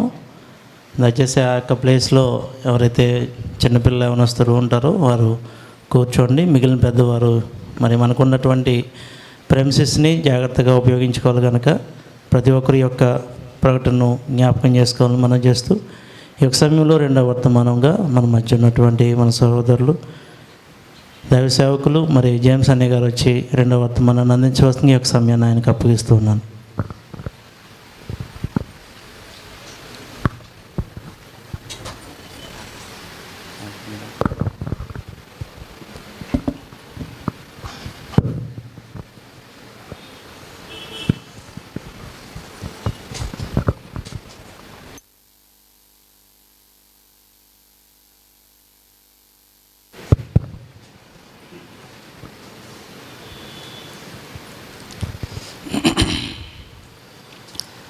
వచ్చే వారం ఎవరైతే యవన బిడ్డలు ఉన్నారో కొంతమంది అక్కడ కూర్చోండి.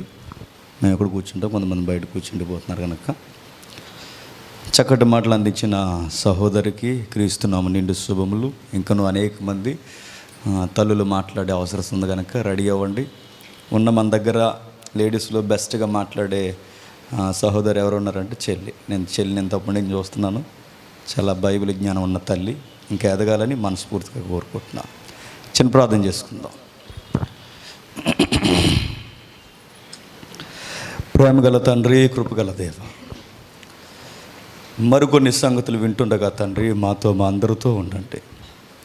మా సహోదరి ద్వారా తండ్రి మాట్లాడారు.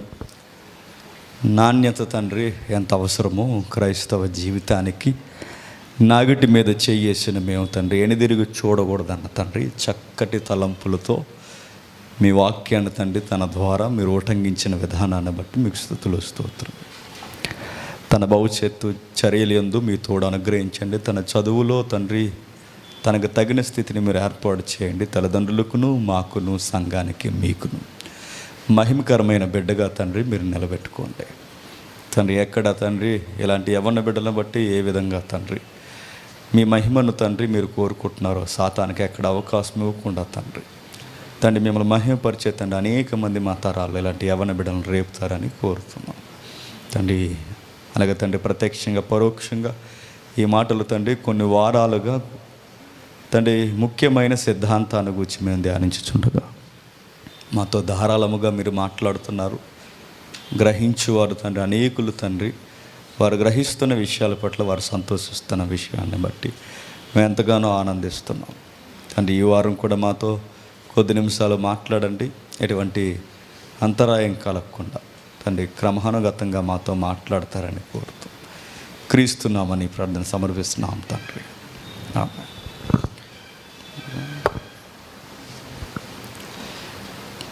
మరికొన్ని విలువైన సంగతులు విద్దాం. గతించిన వారు ఎంతమంది వచ్చారో నాకు తెలియదు, కానీ కొన్ని బలమైన సంగతులు మనం స్టడీ చేస్తున్నాం. మనకు తెలుసు పరిశుద్ధాత్మను గూర్చిన అధ్యయనంలోనికి మనం వెళ్ళాం. అది మనం ధ్యానిస్తున్నప్పుడు కొన్ని లోతైన సంగతులు క్రమానుగతంగా దేవుడు ఎలా బయలుపరుచుకున్నాడో మనం చూసాం. ఇక ఈరోజు మనం ఆపేసిన ఒక ముఖ్యమైన సంగతిని గురించి మనం ఆలోచిద్దాం. ఆ ఇమేజ్ ఒకసారి చూద్దాం. లాస్ట్ వీక్ మనం చూసిన ముగ్గురికి సంబంధించిన ఆ తత్వం ఏదైతే ఉందో మనం చూస్తున్నాం. Father, son, holy spirit. వీరిని ముగ్గురిని మనం కంపేర్ చేయడం కాదు, కానీ బైబిల్లో వారు బయలుపరుచుకున్న విధానాన్ని మనం చూస్తున్నాం. జ్ఞాపకం పెట్టండి, కొన్ని తరగతులుగా మనం ధ్యానిస్తున్నది ఏంటంటే బైబిలు దేవుడు ఒకేసారి తనను తాను బయలుపరుచుకోలేదు. తాను చేసిన సంగతి ఏంటంటే క్రమక్రమంగా క్రమానుగతముగా తనను తాను బయలుపరుచుకున్నాడు. సుమారు 1600 సంవత్సరాల కాల వ్యవధిలో బైబిల్ రాయబడితే ఆయా కల్చర్లో, ఆయా నాగరికతల మధ్య, ఆయా వ్యక్తుల ద్వారా దేవుడు మాట్లాడుతూ వారి యొక్క నాగరికతలో నుండి తనను తాను బయలుపరచుకోవడానికి కొన్ని పదాలు చొప్పించినట్టుగా మనం ధ్యానిస్తున్నాం. మీకు గతించిన తరగతి కాకుండా అంత ముందు తరగతిలో ఒక మాట అన్నాను. బైబిల్ ఇంకా బాగా అర్థం చేసుకోవడానికి దీనికి ఒక నైసర్గిక స్వరూపం ఉంది, దాని గురించి ఆలోచిద్దామని దాన్ని అలా అట్టే పెట్టాం. వీలైతే ఈ వారం ఏమైనా అయితే వచ్చే వారం చూద్దాం. వచ్చే వారం కూడా ఇంకా పరిశుద్ధాత్ముడి గురించి ఏవైనా ఉంటే చాలా ఉంది, ఉంటే అది కూడా ధ్యానించిన తర్వాత బైబిల్ గ్రాఫ్ ఏంటో చూద్దాం. చాలా బాగా అర్థం అవుతుంది. మీకు తెలిస్తే బైబిల్ చదువుకునే విధానం తెలుస్తుంది. సరే, పరిశుద్ధాత్మను గురించి మనం ఆలోచిస్తూ 4 పాయింట్లు చూసాం పోయిన వారం. మనం సృష్టికర్త యెహోవాయే కాదు, సృష్టికర్త యేసుక్రీస్తు కూడా. సృష్టికర్త యేసుక్రీస్తే కాదు, సృష్టికర్త పరిశుద్ధాత్ముడు కూడా. సృష్టిలో వారి గంభీరత ఎలా పనిచేసిందో మనం చూసాం. ఎలా చూసాం? ఆదియందు ఆత్మ జలముల పైన అల్లాడుచుండెను. క్రియేషన్ జరుగుతున్నప్పుడు క్రియేటర్గా ఆయన కనిపిస్తున్నాడు. ఎవరు? పరిశుద్ధాత్ముడు. తర్వాత మనుషుని చేసిన విధానంలో కూడా యోబు గ్రంథంలో మనం చూసాం, నీ ఆత్మ నన్ను సృజించని. అంటే సృష్టి క్రమంలో కూడా పరిశుద్ధాత్ముడు సృష్టిగానే కనబడుతున్నాడు అని. తర్వాత 2వ పాయింట్ మనం ఏం రేట్ చేసాం మనకు తెలుసు. చూసిన 2వ మాట ఏంటంటే, ఆయన అన్ని ప్రదేశాలలో, అన్ని వేళల, అన్ని టైం ట్రావెల్లో ఆయన ఉంటాడు. అన్ని ప్రాంతాల్లో. ఎప్పుడు గుర్తుపెట్టుకోండి, బయట ఉన్న విశ్వాసానికి క్రైస్తవ్యానికి ఒక తేడా ఉంటుంది. పోయిన వారం చెప్పాలి, నేను మర్చిపోయాను. బయట ఉన్నవారు సర్వంలో దేవుడు ఉన్నాడంటారు. సర్వంలో దేవుడు ఉన్నాడు, సర్వాంతర్యామని మన దేవుడిని అనకూడదు. సర్వాంతర్యామని మన దేవుడు అనుకోండి, చెక్కలో ఉంటాడు, స్తంభంలో ఉంటాడు, చొక్కాయిలో ఉంటాడు, నీలో ఉంటాడు, నాలో ఉంటాడు, కనిపించే సృష్టిలో ప్రతి దానిలో ఉంటాడు. కనుక ఉన్నదానిని మొక్కడంలో తప్పు కాదు, కనుక విగ్రహ ఆరాధన తప్పు కాదని డిఫెన్స్ వస్తుంది. మీకు అర్థమైందో లేదు? స్తంభంలో దేవుడు ఉన్నాడంటే ఉన్నాడన్న ఫిలాసఫీ ఉంది బయట. మీరు మరి చూసారో చదివారో లేదో నాకు తెలియదు, కానీ అప్పుడప్పుడు దేవుడు కోపం వచ్చినప్పుడు అలా స్తంభంలోంచి వచ్చేస్తుంటాడు ఆయన. ఆ ఫిలాసఫీ ఉంది. దేవుడు సర్వాంతర్యామి కాదు, బైబిల్ దేవుడు సర్వాధికారి. సర్వాంతర్యామికి సర్వాధికారికి చాలా వ్యత్యాసం ఉంది. సర్వాధికారి అంటే ఈయన సర్వమును చెప్పండి తన అండర్లో నడిపిస్తాడు. ఆయన లేని టైం లైన్ లేదు.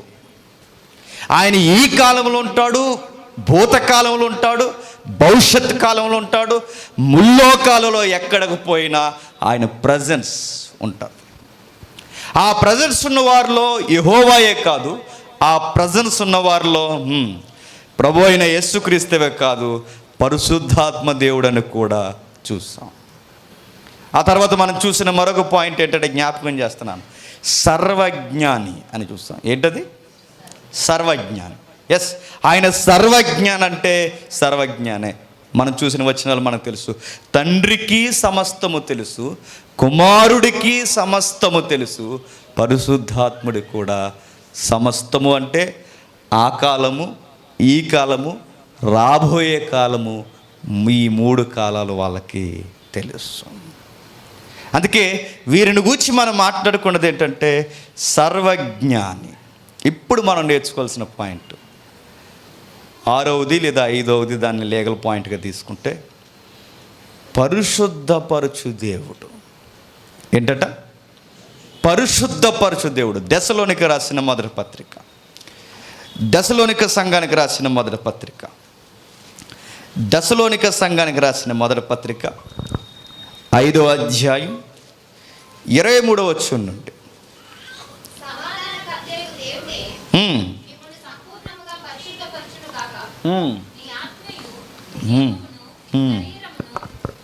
మరలా కొంచెం గట్టిగా చదువుతున్నాం.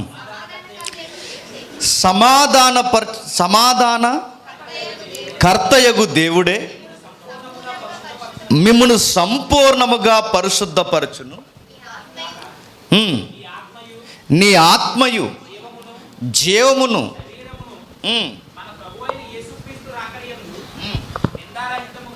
నిందారహితముగాను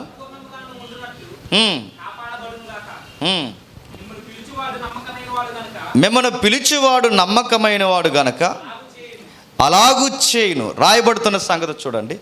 పరిశుద్ధపరచువాడు ఈ అధ్యాయంలో ఎవరు అంటే తండ్రి అయిన దేవుడు. తండ్రి అయిన దేవుడు మనుషులను పరిశుద్ధపరిచే కార్యక్రమంలో ఉన్నాడంటే ఉన్నాడు.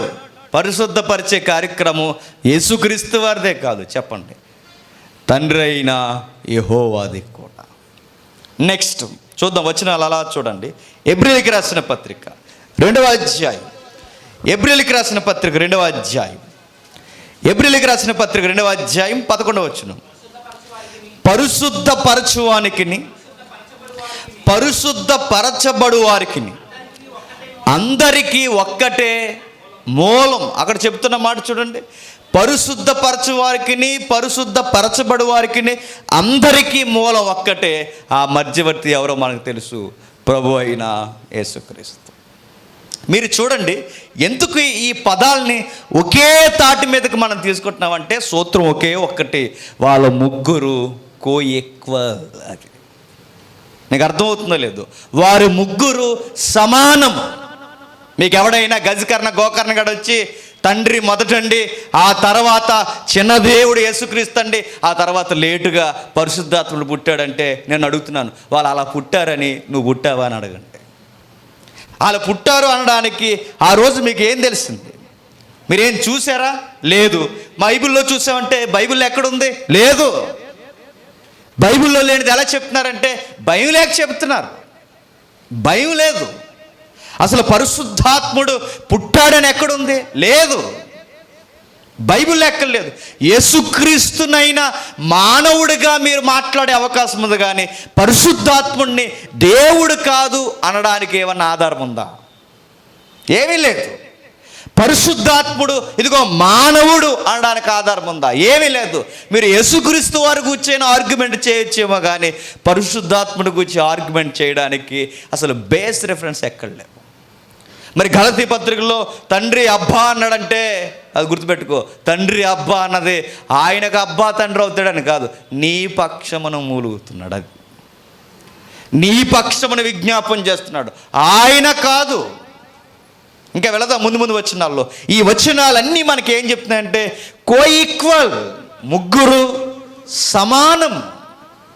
మరి ముగ్గురు సమానమైతే ముగ్గురు దేవుళ్ళు అంటే మొదటి నుంచి 8 తరగతుల నుంచి బుర్రగొట్టుకుంటున్నది అదే. ముగ్గురు దేవుళ్ళు కాదు, ఒక్క దేవుడు ముగ్గురు వ్యక్తులుగా పరిచయం అయ్యాడు. అలా అని ముగ్గురు ఒక్కటంటే ముగ్గురు ఒక్కటి కాదు, ముగ్గురు ఉన్నారు, ఒక్కటిగా ఉన్నారు. అందుకే మనకు అర్థం అవడానికి ఒక ఎగ్జాంపుల్ చెప్పాం, అది కూడా పరిపూర్ణమైన ఎగ్జాంపుల్ కాదు.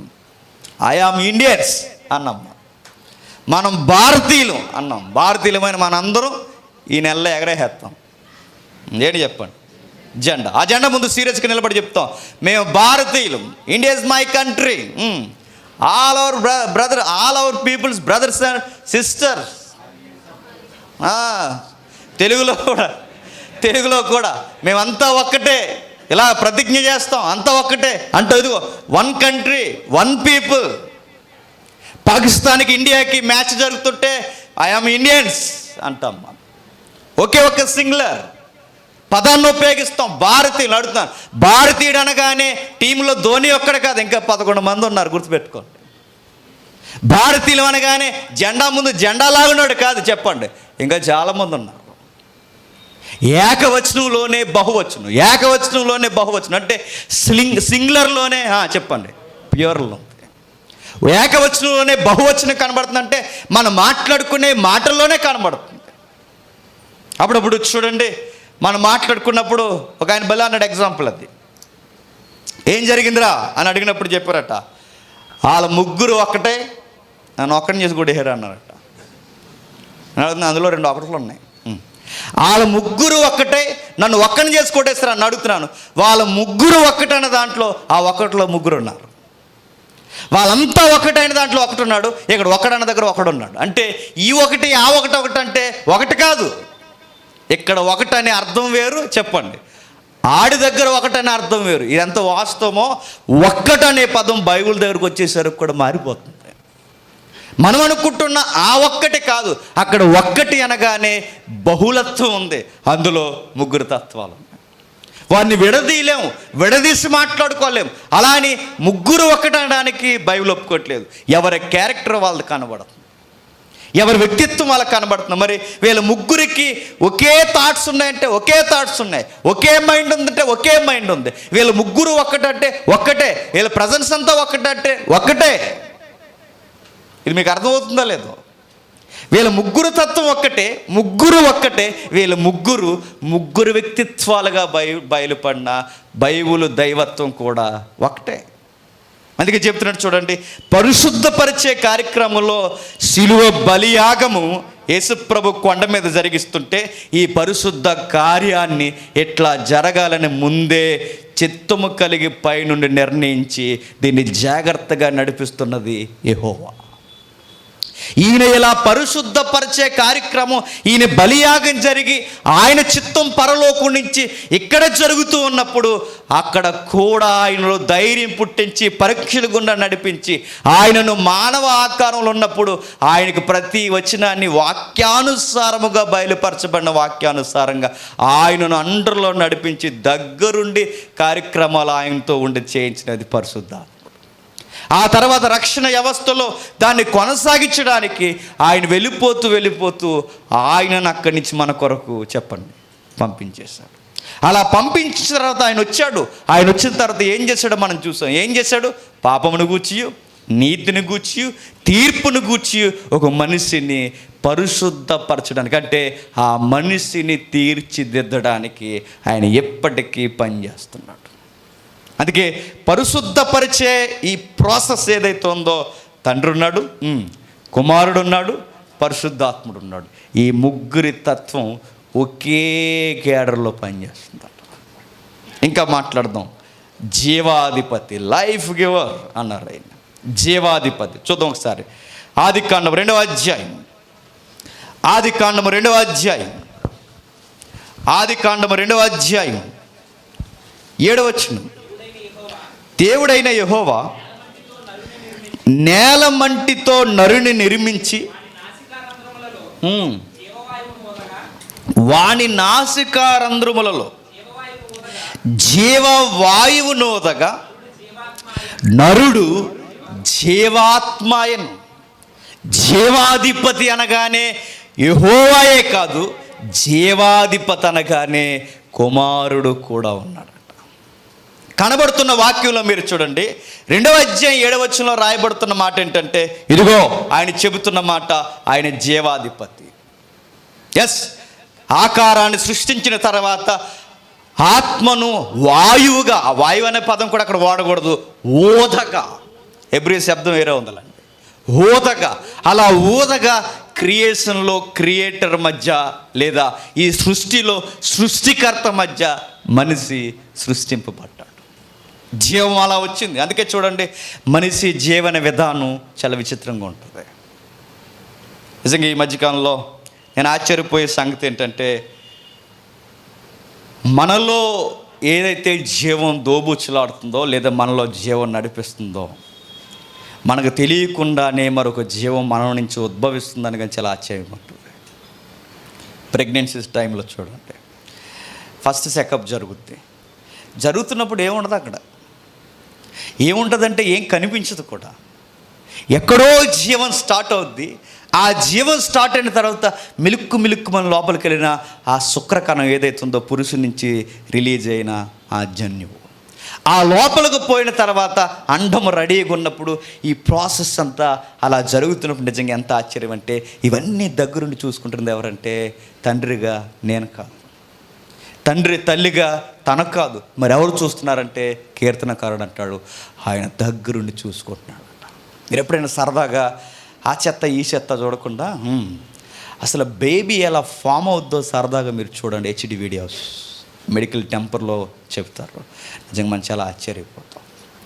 వాళ్ళకి వారాలు గడిచే కొద్దీ, వారాలు నడిచే కొద్దీ ఫస్ట్ స్టార్ట్ అయిపోయిందని చెప్పిన ఆ గుండె స్టార్ట్ అయిపోద్దట. అడుగుతున్నాను, ఆ గుండె అలా స్టార్ట్ అవ్వాలని ఆ కణాలకి ఎలా తెలుసు? ఆడికి తెలియదు, వాటిని పుట్టించినోడు తెలుసు. ఇదిగో హలో, మీరంతా ఒక టీమ్గా ఫామ్ అయ్యి మీరు ఇలా గుండెగా తయారవ్వండి వీరి కమాండ్ ఇస్తున్నది ఎవరు? ఎప్పుడు మీరు గుర్తుపెట్టుకోండి, సైన్స్లో ఒక లాజిక్కి ఆన్సర్ లేదు. లాజిక్కి ఆన్సర్ ఏంటి చెప్పిన, ఒక వర్క్ బాగా వినాలి, ఒక లాజిక్ లేదా ఒక వర్క్, ఒక మైండ్ మనకు కనబడుతుంది అనుకోండి, లేదా ఒక పని మనకు కనబడుతుంది అనుకోండి, ఒక ప్రారంభం మనకు కనబడుతుంది అనుకోండి. ప్రారంభం ఉందంటే ప్రారంభికుడు కూడా ఖచ్చితంగా ఉంటాడు. ఇది సైన్స్ లాజిక్లో ఉన్న వాళ్ళకి బాగా అర్థమవుతుంది. అందుకే బిగ్ బ్యాంగ్ థియరీలో నోబెల్ ప్రైజ్ పొందిన ఆయన, అంటే సృష్టికి ప్రారంభం ఉంది, పేలుడు జరిగిందని ప్రైజ్ పొందిన ఆయనకి ప్రైజ్ ఎందుకు వచ్చిందో చెప్పినా, ఆయన ఒక ఓపెన్గా ఒక స్టేట్మెంట్ ఇచ్చాడు. ప్రైజ్ తీసుకున్న వెంటనే, నోబెల్ ప్రైజ్ తీసుకున్న వెంటనే, బిగ్ బ్యాంగ్కి ప్రారంభం ఉందంటున్నావంటే ప్రారంభికుడు కూడా ఉన్నాడని చెప్పకుండా ఉండలేకపోతున్నాం అన్నాడు. చూపిస్తాను నెక్స్ట్ వీక్ వీలైతే. ప్రారంభం ఉంది అంటే ప్రారంభికుడు. ప్రతిదానికంటే ఒక మైండ్, ఒక ఆలోచన లేదా ఒక కాన్షియస్ పనిచేస్తుందంటే దాని వెనక ఎవరో ఉంటారు. ఏది లేకుండా జరగదు. ఇప్పుడు ఈ టేబుల్కి ఆకారం వచ్చేసిందంటే అలా వచ్చేసిందంటే నిన్ను నన్ను జాయిన్ చేసేస్తారు. అలా వచ్చేది అది. దానికి ఇక్కడ ఒక మైండ్, దీనికి ఈ కొలత ఉండాలి అని, దీనికి సదృశాకారం ఉండాలని, దీనికి ఇదే కొలత సరిగ్గా ఉండాలని ఈ ప్లాన్ కనిపిస్తుందంటే, ప్లాన్ ఉందంటే ప్లాన్ చేసినాడు కూడా వెనకాల ఉంటాడు. అంతే కదా. ఒక ప్లానింగ్ అంటే అది యూనివర్స్లో అయినా మనిషి సృష్టి క్రమంలో అయినా ఒక ప్లాన్ ఆఫ్ యాక్షన్ కనబడుతుందంటే దీని వెనకున్నవాడు కూడా ఎవరు ఉన్నారు. అందుకే ఆయన అదృశ్య లక్షణములు చేయబడుతున్న వాటిలో కనబడుతున్నాయట. అందులో ముఖ్యముగా మనుషుల యొక్క క్రమంలో మీరు చూడండి. నిజంగా ఆశ్చర్యం ఏంటంటే ఆ కణాలకి ఎలా తెలుసు నేను గుండెగా మారాలని? ఆ కణాలకి ఎలా తెలుసు ఈ నైల్స్ ఈ యొక్క గోర్లు అవ్వాలని? వాటికి ఎలా తెలుసు? ఇవన్నీ ఒకే ఏకకణం నుంచి తయారవుతున్నాయి. అది మైక్రోకాండ్రియా సి అంటారో, డి అంటారో, మీరు ఎఫ్ అంటారో, జెడ్ అంటారో, ఏదన్నా పెట్టుకోండి. ఏకకణం నుంచి ఈ బహుకణాలు జీవులు ఎలా వీటిని ఎలా తయారవ్వాలని వాటికి ఎలా ఎవరు చెప్పారు? ఎలా తెలుస్తున్నాయి వాటికి? ఎవరు ఆపరేట్ చేస్తున్నట్టుగా అదంతా ఎలా జరుగుతుందంటే, అందుకే వైద్యులు కూడా అంటారు అంత భగవంతుడి దయ అంటారు. వాళ్ళకి అంత పట్టొప్పేసి అంతా చూసినా అలానే మాటని చెప్పినా భగవంతుడి దయ అంటారు. ఎందుకు? వాళ్ళకు కూడా తెలుసు భగవంతుడి దయ. అందుకే చూడండి, ఈ ఏలుగా మారాలని, ఈ చేతిగా మారాలని, నా కళ్ళుగా మారాలని, కొన్ని ఎంట్రుకలుగా మారాలని వాటికి ఎవడు చెప్పాడు? ఆ కణాలన్నిటికీ వాటి చెప్పుకోలేదు. వాటికి చెప్పుకుంటే ఫైట్ అయిపోద్ది. వాటికి చెప్పుకోలేదు. వాటిని క్రమానుగతంగా ఆ కార్యము జరిగిస్తున్న ఆయన ఒక ఆయన ఉన్నాడు. ఆయనే జీవాధిపతి. లైఫ్ ఇచ్చింది ఆయనే, జీవాన్ని ఇచ్చింది ఆయనే. ఆయన దగ్గరుండి చూసుకుంటాడంటే దగ్గరుండి చూసుకుంటాడు. అప్పుడప్పుడు చూడండి, ఒక మనిషిలో మరో మనిషి రావడం ఏంటనగానే మీకు ఎలా ఉంటుందో తెలియదు, నాకు చాలా ఆశ్చర్యంగా ఉంటుంది. ఈ మధ్యకాలం మా ఆవిడ ప్రెగ్నెంట్, అది తెగదైన అతను లోనుండి ఆ పొట్ట మీద ఇలా చేసినప్పుడు నాకు చాలా ఆశ్చర్యంగా ఉంటుంది. ఏంటి అబ్బాయి సృష్టి అంతా అంటే మనకు అర్థం కాదు. దేవుడిదంతా దేవుడు తన క్రమాన్ని ఇప్పటికీ జరిగిస్తున్నాడు. లోపల మరొక జీవమా, ఆడికి ఈ వారానికి ఇలా ఈ వారం ఏం జరుగుతుందంటే వాడికి లోపల నిర్మాణం జరుగుతుంది. ఇవన్నీ ఇలా జరగాలని ఎవరు నిర్ణయించారు? పుట్టిన తర్వాత మనం డిజైన్ చేస్తాం, ఆ సొక్క వేసి ఈ ప్యాంట్ వేసి అలా దువ్వి అని అడుగుతున్నాను. ఆ లోపల దువ్వింది ఎవరండి? అలా అమ్మ ఎదిగిన తర్వాత పిల్లకేసి తోకేసి బొట్టెట్టి అదెట్టి ఇదెట్టి ఎడుతుంది. ఎదిగిన తర్వాత ఆడు పుట్టిన తర్వాత అంతకుముందు లోపల ఆడికి ఈ సైజు పిలకుండాలని ఎవరు నిర్ణయించారు? ఈ నెలలోనట ఎయిర్ వస్తుందట. ఎయిర్ వచ్చినప్పుడు తల్లికి గురగురలుగా ఉంటుందట. చాలామంది తల్లులు తెలుసు, లోపల వాళ్ళకి కితకితలుగా ఉంటాయట. ఎందుకంటే మా ఆవిడ ప్రెగ్నెంట్ అయిపోయింది కాబట్టి ఎవరిని తెలుస్తున్నాను, లేదా నాకు తెలియదు. లోపల ఇవన్నీ నేను అడుగుతున్నాను. ఈ టైంలోకి ఇదంతా ఉండాలని ఎలా తెలిస్తే? అంతే, మనకు తెలియదు. మనం ఏంటంటే తల్లిదండ్రులుగా మనం అనుకుంటే జరగలేదు. మన తల్లిదండ్రులుగా మన ప్రాసెస్లో మనం ఉన్నాం. వెనకాల క్రియ జరిగించింది ఆయన. జీవాధిపతి. అదిగో ఆ రోజు ఆదాముని మట్టి నుంచి పుట్టించినోడే కాదు, ఈరోజు నిన్ను నన్ను కూడా మన తల్లి గర్భంలో పుట్టించున్నాడు. అప్పుడప్పుడు ఆశ్చర్యకరమైన మాట ఏంటంటే, సేమ్ నీలాంటి పేసే, నీలాంటి ముఖమే, నీలాంటి అవయవాలే, నీలాంటోడే, సేమ్ నీలాంటోడే కొన్ని కోట్ల మంది ఫెయిల్ అయిపోతే నువ్వు వచ్చావట. గుర్తుపెట్టుకో. లోపల తల్లిలో రన్నింగ్ జరిగింది. ఇప్పుడు పైకి వేయడానికి ముక్కుతూ ములుగుతున్నాం మనం. అప్పుడు చాలా పైకి ఏం లేదు, ఇంకా పెద్ద చేసేస్తాం మన లోపల. తల్లి అండంలో తల్లి దగ్గర ఆ ఫలదీకరణ చెందడానికి రన్నింగ్. ఎంతమందితో రన్నింగ్ అంటే 100 మంది లేదా 200 మంది 300 మంది కాదు, ఈ ట్రాక్ రికార్డ్ కోట్ల మందితో లోపల రన్నింగ్ జరిగింది. ఎంత రన్నింగ్ ఏమో తెలియదు. అక్కడ లైట్స్ ఉంటాయి అంటే ఇలా ఫ్లడ్ లైట్స్ ఉండవు, ఇలాంటి లైట్స్ ఉండవు, ఏమి ఉండవు. ఆ రన్నింగ్ ఏంటి చెప్పిన చీకట్లో రన్నింగ్. ఆ అన్నం ఎక్కడుందో తెలియదు, ఏం జరుగుతుందో తెలియదు. ఆ చీకట్లో ఆ ఆ నీరు మధ్య లేదా ఆ ద్రవాల మధ్య అవి ఎలా రన్నింగ్ చేసి ఆశ్చర్యం. అప్పుడప్పుడు అంటాడు దావీదు గారు, మనం చదువుకున్నప్పుడు దావీదు మనతో అంటున్నమాట, నాకు భయము ఆశ్చర్యం. ఎలా రన్నింగ్ చేశాను నాకు తెలియదు. ఆ రన్నింగ్లో నువ్వు నాకు సపోర్ట్ చేయకపోతే నేను కూడా రాలిపోయిన కణాల్లో నేను ఒక కణాన్ని. దేవుడు జీవాన్ని ఇచ్చాడంటే ఎస్, ఆయన జీవాన్ని ఇచ్చాడు, ఊపిరినిచ్చాడు, ఉనికినిచ్చాడు, ఇప్పటికీ బతికింపజేస్తున్నాడు. నీ జీవితాన్ని ఇప్పటికీ ఆయనే రన్ చేస్తున్నాడు. ఒక్కటి కదా ఆశ్చర్యం. ఎన్ని మాటలు మనం మాట్లాడుకున్నా నిజముగా ఆయన వలన ఈ రోజు ఉన్నట్టు. అందుకే పౌలు గారు ఎథెన్స్లో ప్రసంగం చేస్తానన్న మాట ఏంటో చెప్పిన, ఆయన యందు చలించుచున్నాము, ఉనికి కలుగును. గర్భంలోనే కాదు చెప్పండి, బయట కూడా ఆయన వల్లనే బతుకుతున్నాం. నిజంగా ఆయన వలన మనం బతుకుతున్నామా? గర్భంలోనే కాదు బయట కూడా అంటే ఎస్, ఆయన గాలిని వీచింప చేయకపోతే ఈరోజు మనం బతకలేము. ఆయన గ్రావిటీని అలా మెయింటైన్ చేయకపోతే అలా బ్రతకలేము. గ్రావిటీ మెయింటైన్ చేయకపోతే ఏమవుద్ది? భూమికి ఇంత ఆకర్షణ ఉండాలని దాన్ని మెయింటైన్ చేయకపోతే ఏమవుతామంటే, చెబుతున్నా నేను అలా తేలిపోతాను, వింటున్న మీరు అలా పక్కపోతారు. అంతే. ఆ గ్రావిటీ లేకపోతే ఏమవుద్ది? అలా వెళ్ళిపోతాం, తేలిపోతుంటాం. ఎక్కడికెక్కడే ఈ బైబిల్ కూడా అలా తేలిపోతుంటుంది. అలా కంగారు పడకుండా స్తంభం నట్టుకుని అంటాను నేను. అలా వారను పట్టుకుని కూర్చునేనండి అని చెప్పి నేను స్తంభం నట్టుకుని అలా బైబిల్ పట్టుకుని చెప్తుంటాను అనమాట. పోనీ ఆ గ్రావిటీ సిద్ధ చూడండి మీరు, అన్నీ ఆయన యందు ఉనికి కలిగి, ఎస్ ఆయన యందు ఉనికి కలిగి ఉన్నామంటే ఎస్, ఈరోజు ఆయన ఉనికి మన పట్ల ఆయన చూపించకపోతే ఇవన్నీ క్రమానుగతంగా జరగవు. జీవం జరుగుతుంది, ఆయన వల్లనే పుడుతుంది, ఆయన వల్లనే నడుస్తుంది. అందుకే ఆయన జీవాధిపతి. నెక్స్ట్ కుమారుని గురించి మాట్లాడుతూ యోహాను సువార్త 1వ అధ్యాయం, యోహాను సువార్త 1వ అధ్యాయం 3వ వచనం నుండి, కలిగి ఉన్నది ఏదియు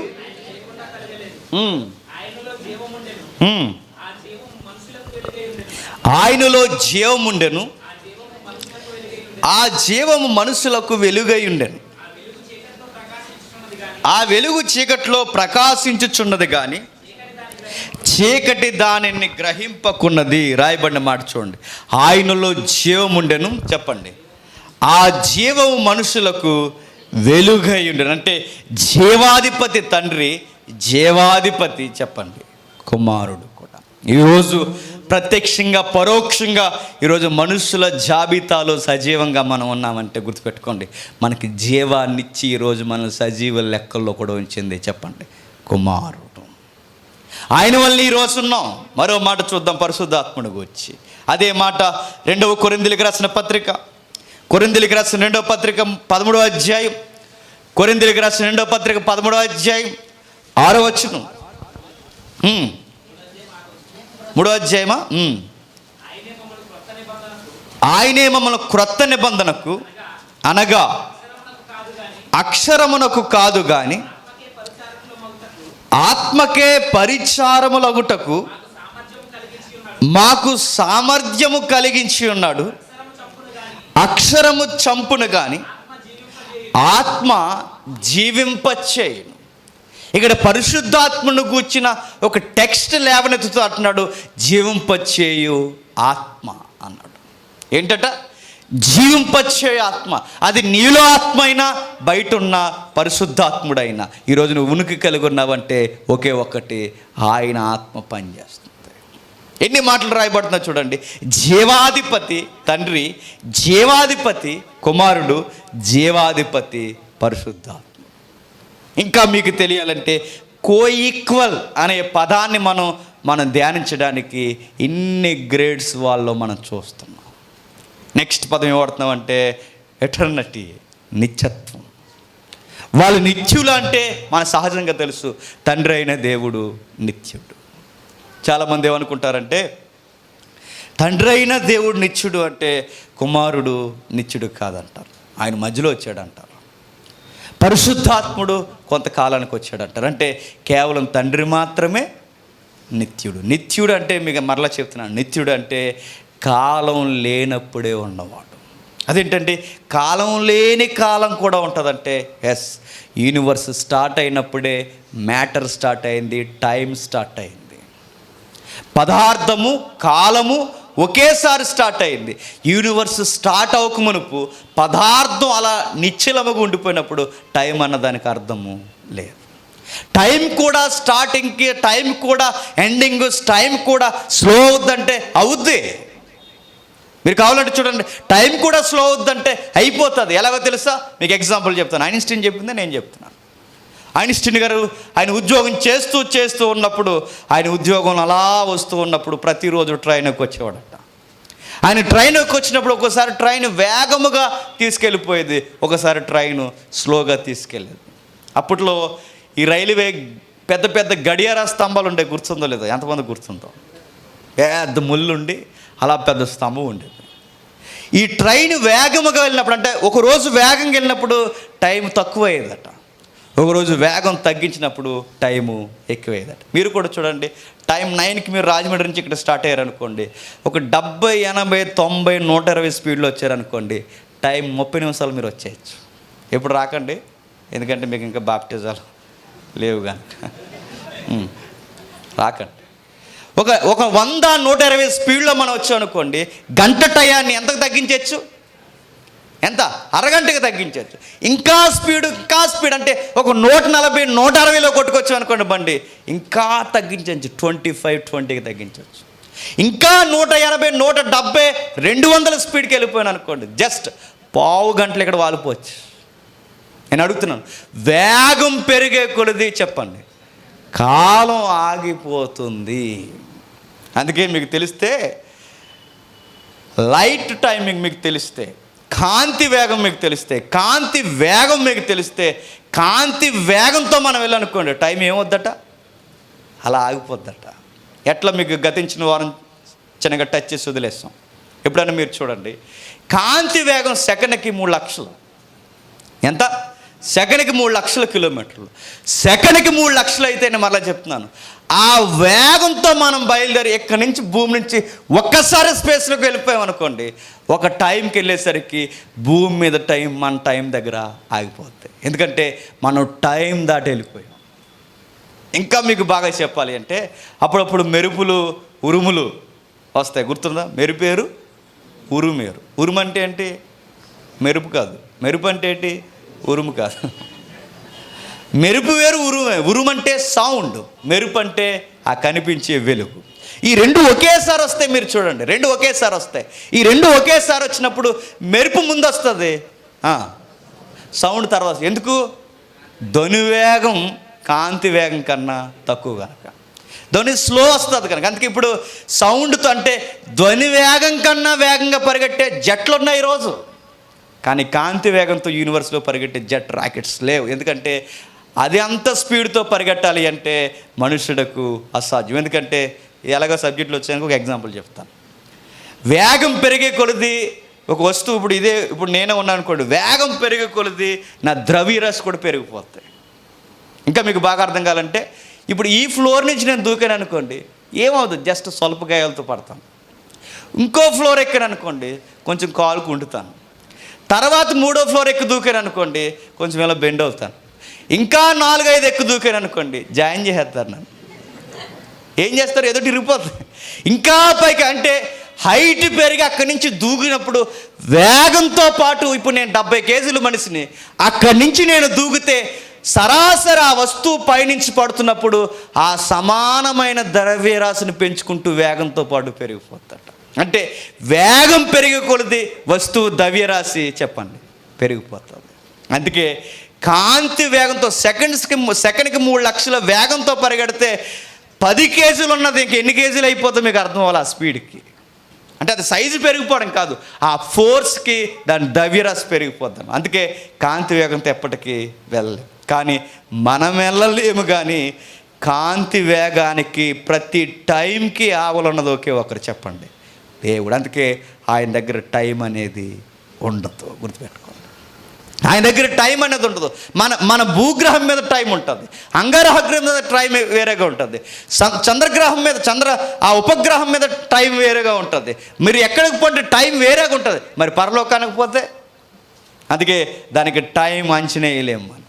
ఇంకా మీరు చెప్పాలి అంటే గుర్తుపెట్టుకోండి, ఈ యూనివర్స్ని దాటిపోవాలి అంటే ఆత్మకున్న వేగమట సెకండ్లో వెళ్ళిపోద్దట. అలా అంతే.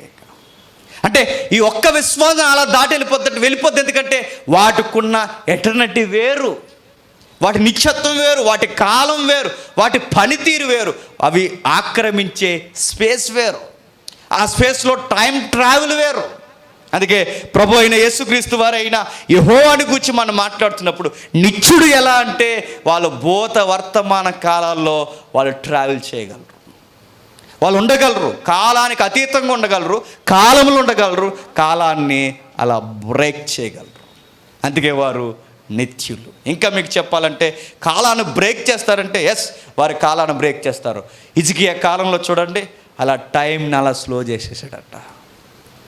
హిజ్కియా కాలంలో నీ లైఫ్లో టైం స్లో అవడానికి చూడు, ఇలా రివర్స్లో సూర్యుడు ఉదయిస్తాడని చెప్పాడు. ఆ తర్వాత యెహోషువ కాలంలో మీరు చూడండి, సూర్య చంద్రులు చెప్పండి అలా ఆపేశాడట.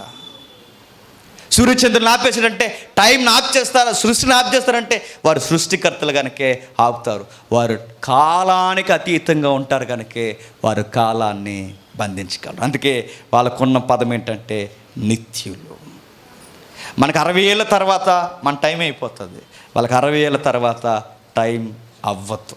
ఎందుకంటే గుర్తుపెట్టుకోండి, వాళ్ళ టైంలో లేరు. చెప్పండి, టైంకి ఆవలున్నారు. ఇంకా మీకు గతించిన వారం నేను చెప్పాను, మన స్పేస్లోకి వెళ్ళి వచ్చిన తర్వాత వాడి టైంకి మన టైంకి తేడా వస్తుంది, వాడి కాలానికి మన కాలానికి తేడా వస్తుంది. ఇంటర్స్టెల్లార్ అని ఒక డాక్యుమెంటరీ ఉంది, క్రిస్టఫర్ నోయల్ డైరెక్టర్. 8 మంది నోబెల్ ప్రైజ్ సైంటిస్టులు ఆ డాక్యుమెంట్ని చూడమని రెఫర్ చేశారు. క్రిస్టఫర్ నోయల్ నిజంగా భలే తీస్తాడు. ఆయన డైరెక్టర్ అయిపోయాడు కానీ సైంటిస్ట్ అవ్వాలి. ఆయన తీసిన ఇంటర్స్టెల్లార్ చూడండి, వాళ్ళ స్పేస్లోకి వెళ్ళిన తర్వాత అక్కడ కృష్ణబిలం ఏదైతే ఉందో అదే బ్లాక్ హోల్, అక్కడికి వెళ్ళిన తర్వాత వాళ్ళ టైం ఆగిపోతుంది, వాళ్ళ టైం స్లో అయిపోద్ది. అక్కడికి వెళ్ళిన తర్వాత వాళ్ళు అక్కడ ఒక 1 అవర్ గడిపి వచ్చేసరికి మరలా వాళ్ళున్న ఏదైతే స్పేస్ స్టేషన్ ఉంటుంది కదా, స్పేస్ స్టేషన్ తెలుసుగా, అంతరిక్షంలో కూడా స్టేషన్లు ఉంటాయి, రైల్వే స్టేషనే కాదు చెప్పండి, అక్కడ స్టేషన్లు ఉంటాయి, అక్కడ ర్యాకెట్లు ఆగుతాయి, వాళ్ళకు కూడా ఒక స్టేషన్ ఉంటుంది. ఆ స్టేషన్లోకి వారు కృష్ణబిలం దగ్గరికి వెళ్ళి వచ్చిన తర్వాత వాళ్ళకి వీళ్ళకి 7, 8, 17 సంవత్సరాలు తేడా వచ్చేస్తుంది. ఎందుకంటే ఇక్కడ టైమింగ్ వేరు, అక్కడ టైమింగ్ వేరు. అదేంటి టైం ఎలా మారిపోద్ది అంటే మారిపోద్ది, ఎందుకంటే కాలంతో పాటు స్పేస్తో పాటు గ్రావిటీకి మనం దూరం జరిగే కొలది కాలము ఆగిపోతుంది. ఇవన్నీ ఎగ్జాంపుల్స్ నేను ఎందుకు చెప్తున్నానంటే మనమే ఒక ప్లేస్లో నుంచి ఒక ప్లేస్లో స్పేస్లోకి వెళ్ళేసరికి టైం మారిపోతుంది. దేవుడు మన ప్లేస్లో లేడాయన, గుర్తుపెట్టుకోండి, మన యూనివర్స్లో మన స్థలంలో లేడాయన, వీటన్నిటి ఆవరించున్నాడు. అందుకే ఆయనకి ఏరియా వర్తించదు, చెప్పండి, టైం వర్తించదు. ఆయన కాలానికి అతీతుడు, అందుకే ఆయన ఎల్లకాలం ఉంటాడు. మోసేతో మాట్లాడుతున్నప్పుడు నీ గూర్చి నేను ఏమని చెప్పాలి అని అడిగితే ఆయన ఒకే ఒకటి అన్నాడు, నేను ఎప్పుడు ఉంటానని చెప్పు అన్నాడు. మోసేతో మాట్లాడుతున్నా అప్పుడే క్రీస్తు పూర్వం ఎప్పుడో సరి అయిన నాగరికత లేని కాలంలో, ఎప్పుడో సరి అయిన అవగాహన లేని కాలంలో, అప్పుడే ఆ రోజుల్లోనే సైన్స్ ఆశ్చర్యపోయే మాట ఏంటంటే నీ గూర్చి నేను ఏం చెప్పాలంటే ఏం చెప్పనంటే దేవుడు అన్న మాట ఏంటంటే మోసేకి నేను ఎప్పుడు ఉంటానని చెప్పు, ఉన్నవాడిని అన్నాడు. అయామ్ అన్నాడు, అంతే, నేనే ఎల్లకాలం ఉంటాను. ఎప్పుడు ఉంటాను. అప్పటికి మోసేకి అర్థమైందో లేదో నాకు తెలియదు, కానీ ఇప్పుడు చదువుతుంటే మనకు చాలా ఆశ్చర్యంగా ఉంటుంది. ఎప్పుడు ఉంటాడంటే ఎప్పుడో ఉంటాడు. నువ్వు లేనప్పుడు ఉన్నాను, నువ్వు పుట్టినప్పుడు ఉన్నాను, ఈ సృష్టి లేనప్పుడే నేనున్నాను, ఎల్లకాలం ఉంటాను. అందుకే నిత్యుడగు తండ్రి అన్నారు. ఎవరట? నిత్యుడగు తండ్రి. నెక్స్ట్ మీకా గ్రంథం 5వ అధ్యాయం, మీకా గ్రంథం 5వ అధ్యాయం, మీకా గ్రంథం 5వ అధ్యాయం, మీకా గ్రంథం 5వ అధ్యాయం 2వ వచనం.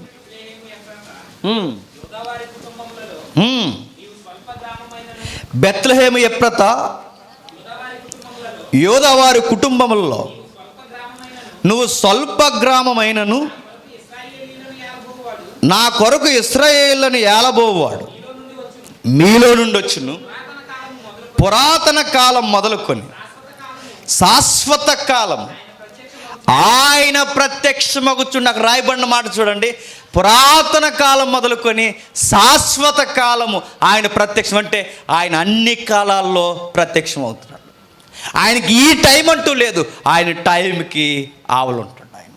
అందుకే శాశ్వత కాలంలో ఇంకా ప్రభు అయిన యేసుక్రీస్తు వారి గురించి ఆ యెషయా గ్రంథంలో రాయబడిన మాట ఏంటంటే నిత్యుడగు తండ్రి.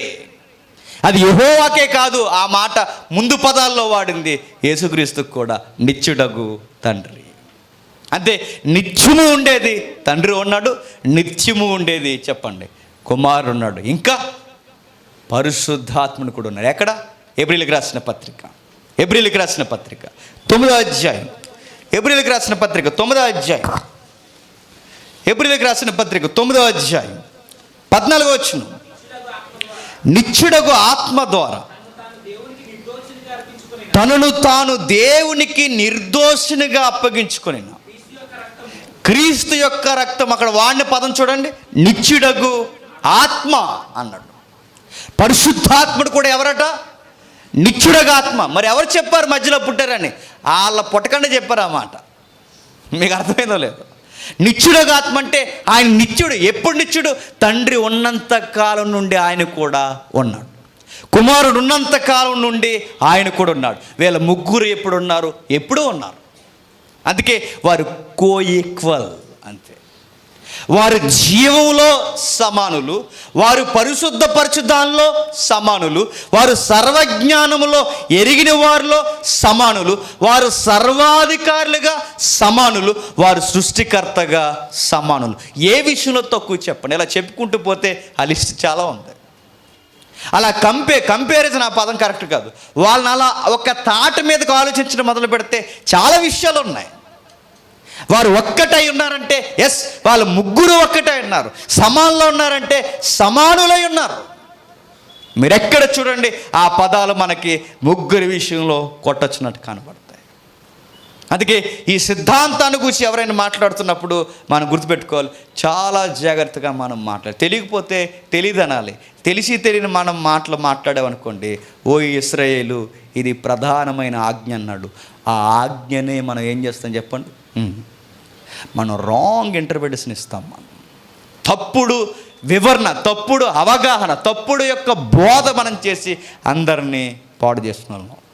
అందుకే తెలియకపోతే తెలీదు, తెలిసి తెలియని మాటలు మాట్లాడి తండ్రి ముందు పుట్టాడు, కొడుకు తర్వాత పుట్టాడు, చిన్న కొడుకు రెండో ఆయన తర్వాత ఆయన పుట్టాడు, అందుకే మూడో వాడు ఎవడంటే నేనే అన్నాడట.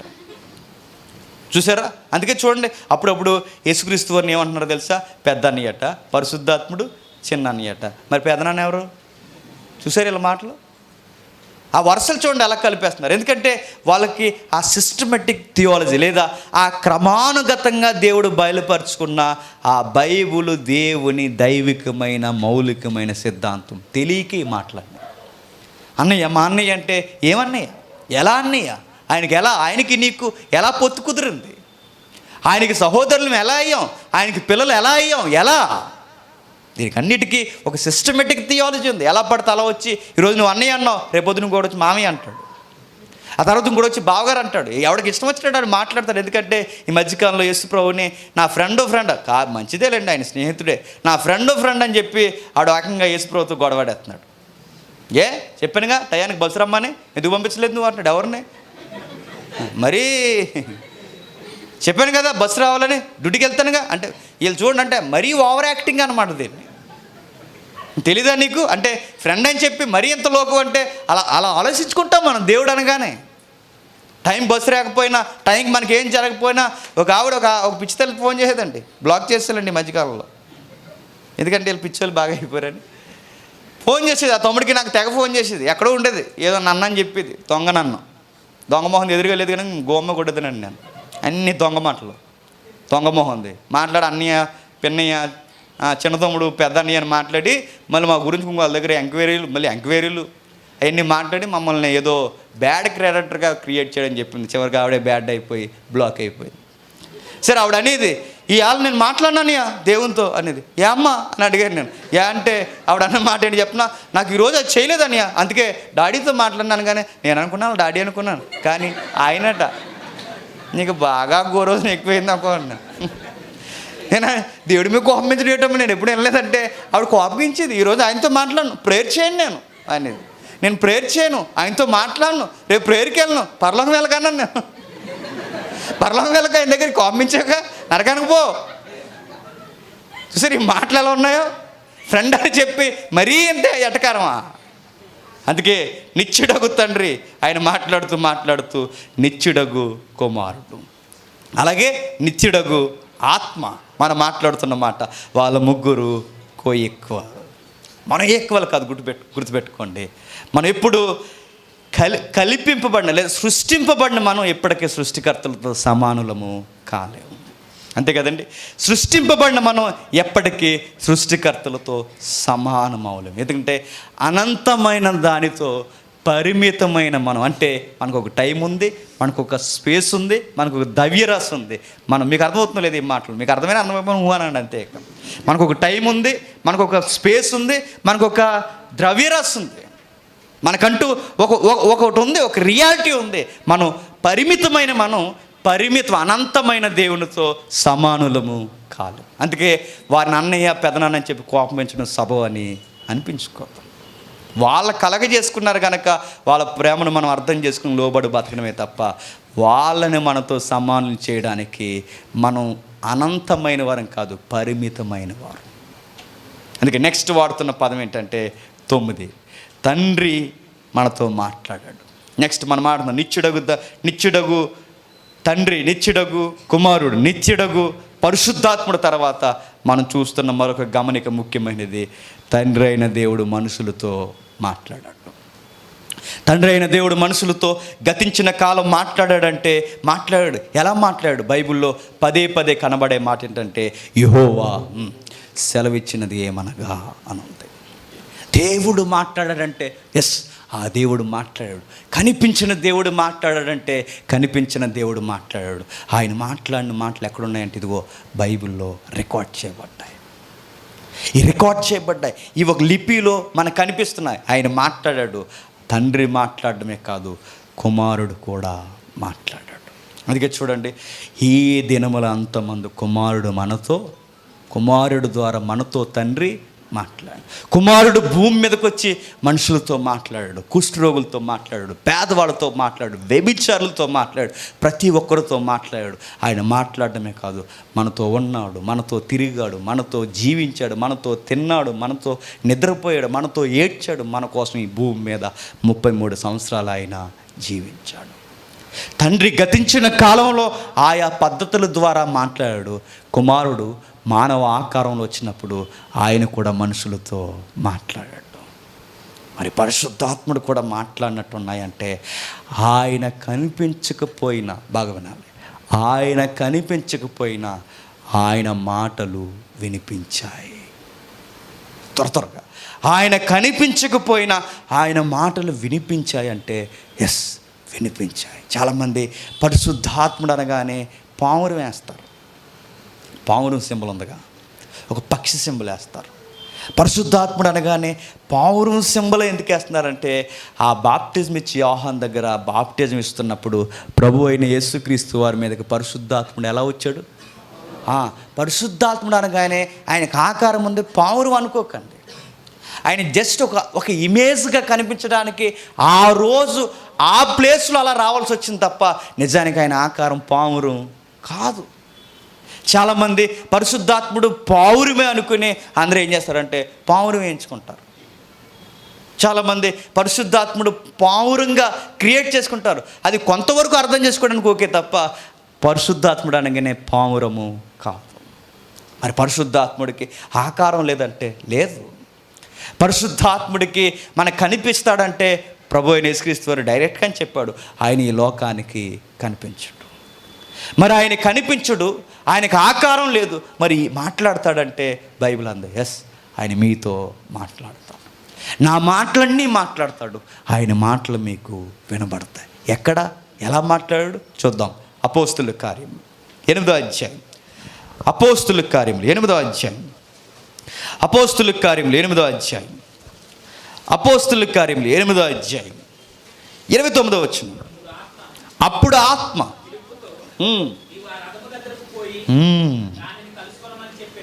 నీవు ఆ రథము దగ్గరికి పోయి దానిని కలుసుకొనమని చెప్పు. అడుగుతున్నాడు, పిలుపుతో అక్కడ మాట్లాడుతున్నది ఎవరు చెప్పండి? పరిశుద్ధాత్ముడు. అక్కడ తండ్రి కానీ కుమారుడు కానీ ప్రస్తావన లేదు. అక్కడ మాట్లాడుతున్నది ఎవరంటే చెప్పండి, పరిశుద్ధాత్ముడు. పిలుపుతో పరిశుద్ధాత్ముడు మాట్లాడు. పిలుపుతో కాదు, మనుషులతో పరిశుద్ధాత్ముడు మాట్లాడాడు.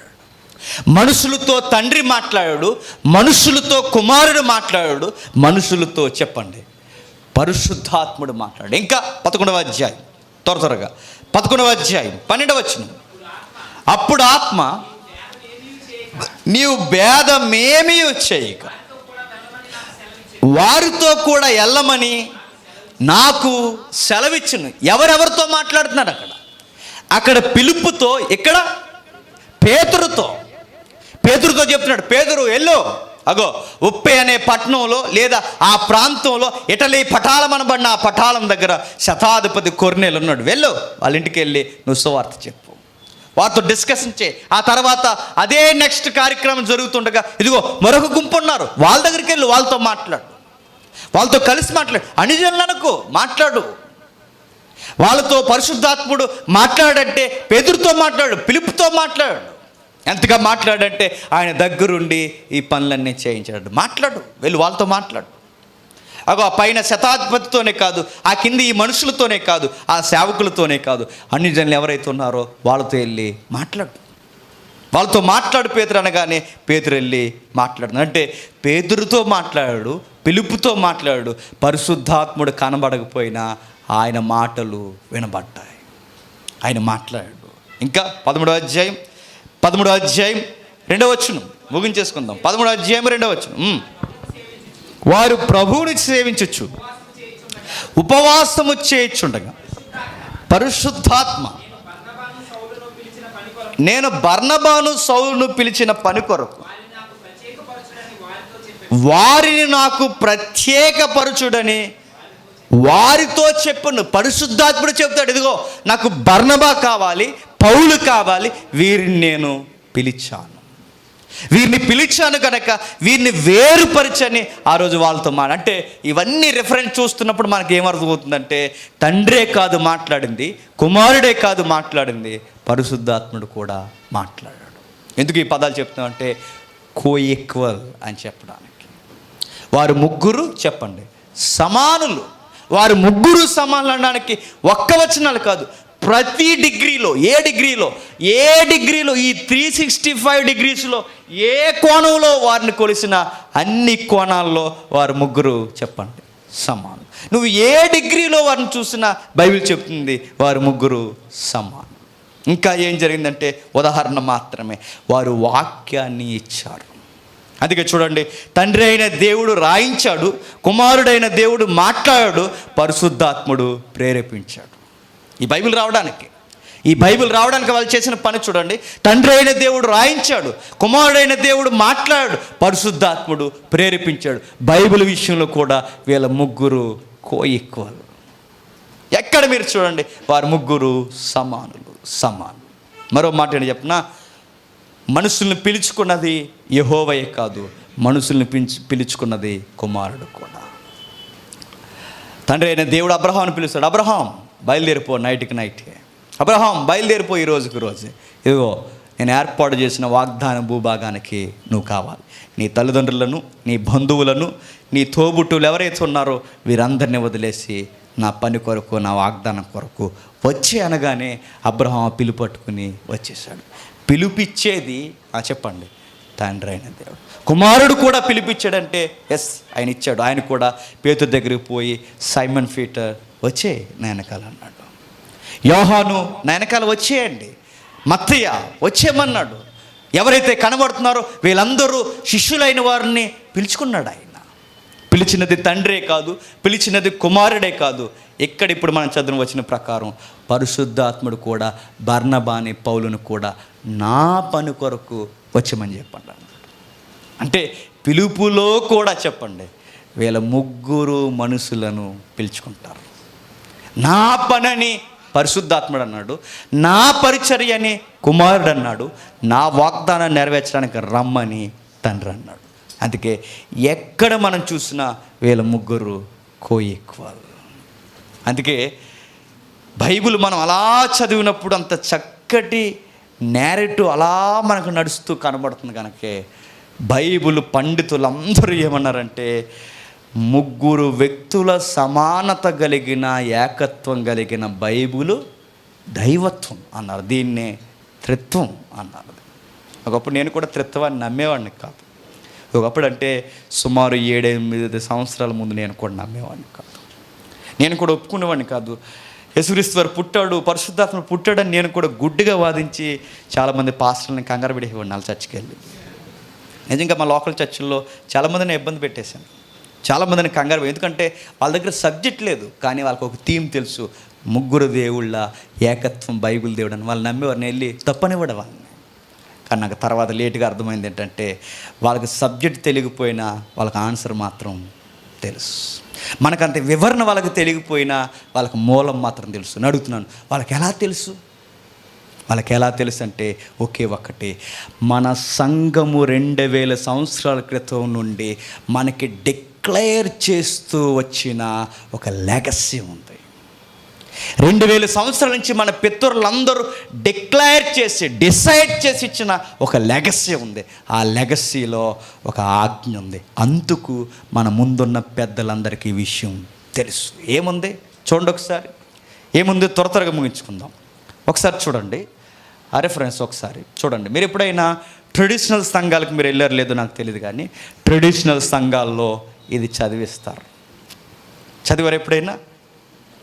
అక్కడ మీరు చూడండి, నైషన్ క్రీడ్. దాన్ని మీరు చదువుతున్నప్పుడు మీరు ఎంతమంది ట్రెడిషనల్ సంఘాలు, మెయిన్ లైన్ సంఘాలకు వెళ్ళారు నాకు తెలియదు, కానీ ఖచ్చితంగా ఈ ప్రమాణం చేయిస్తారు. ఆ ప్రమాణం ఏంటి చెప్పినా, సంఘము ధృవీకరించినది, పరిశుద్ధాత్మని నమ్ముచున్నాం, ఆయన ప్రభువును జీవించువాడును తండ్రి నుండి కుమారుని నుండి బయలుదేరువాడును తండ్రితోను కుమారునితోను ఆరాధింపబడి మహిమ పొందువాడును ప్రవక్తల ద్వారా పలికిన వాడినై ఉన్నాడని మేము నమ్ముచున్నాం. ఇది ఈ లెగసీ సంఘానికి వచ్చింది. కనుకే మనకంత సబ్జెక్ట్ వాళ్ళకి తెలియకపోయినా, లేదా ఇంత వివరణ వాళ్ళు ఇవ్వకపోయినా, లేకపోతే ఇంత ఎక్స్ప్లెనేషన్ వాళ్ళ దగ్గర లేకపోయినా, ఆ లెగసీని బట్టి వాళ్ళు చెప్పగలరు. ఇదిగో వాళ్ళ ముగ్గురు సమానులు, కోఈక్వల్ అని వాళ్ళకి తెలిసిపోయింది. చూడండి, ఆ రోజులోనే పరిశుద్ధాత్మను నమ్ముచున్నాము, ఆయన ప్రభువును జీవించువాడును తండ్రి నుండి కుమారుని నుండి బయలుదేరువాడును తండ్రితో కుమారునితో కూడా ఆరాధింపబడి మహిమ పొందువాడును ప్రవక్తల ద్వారా పలికిన వాడినై ఉన్నాడని ఆత్మను గూర్చి మేము నమ్ముచున్నాం. ఇది ప్రమాణం. ఈరోజు ఇది ఎప్పుడు ప్రమాణం చేస్తారు? మీకు ఎంతమందికి గుర్తుందో నాకు తెలియదు, కానీ ఒకరోజు ఫైట్ చేశాడు అత్నేషియా.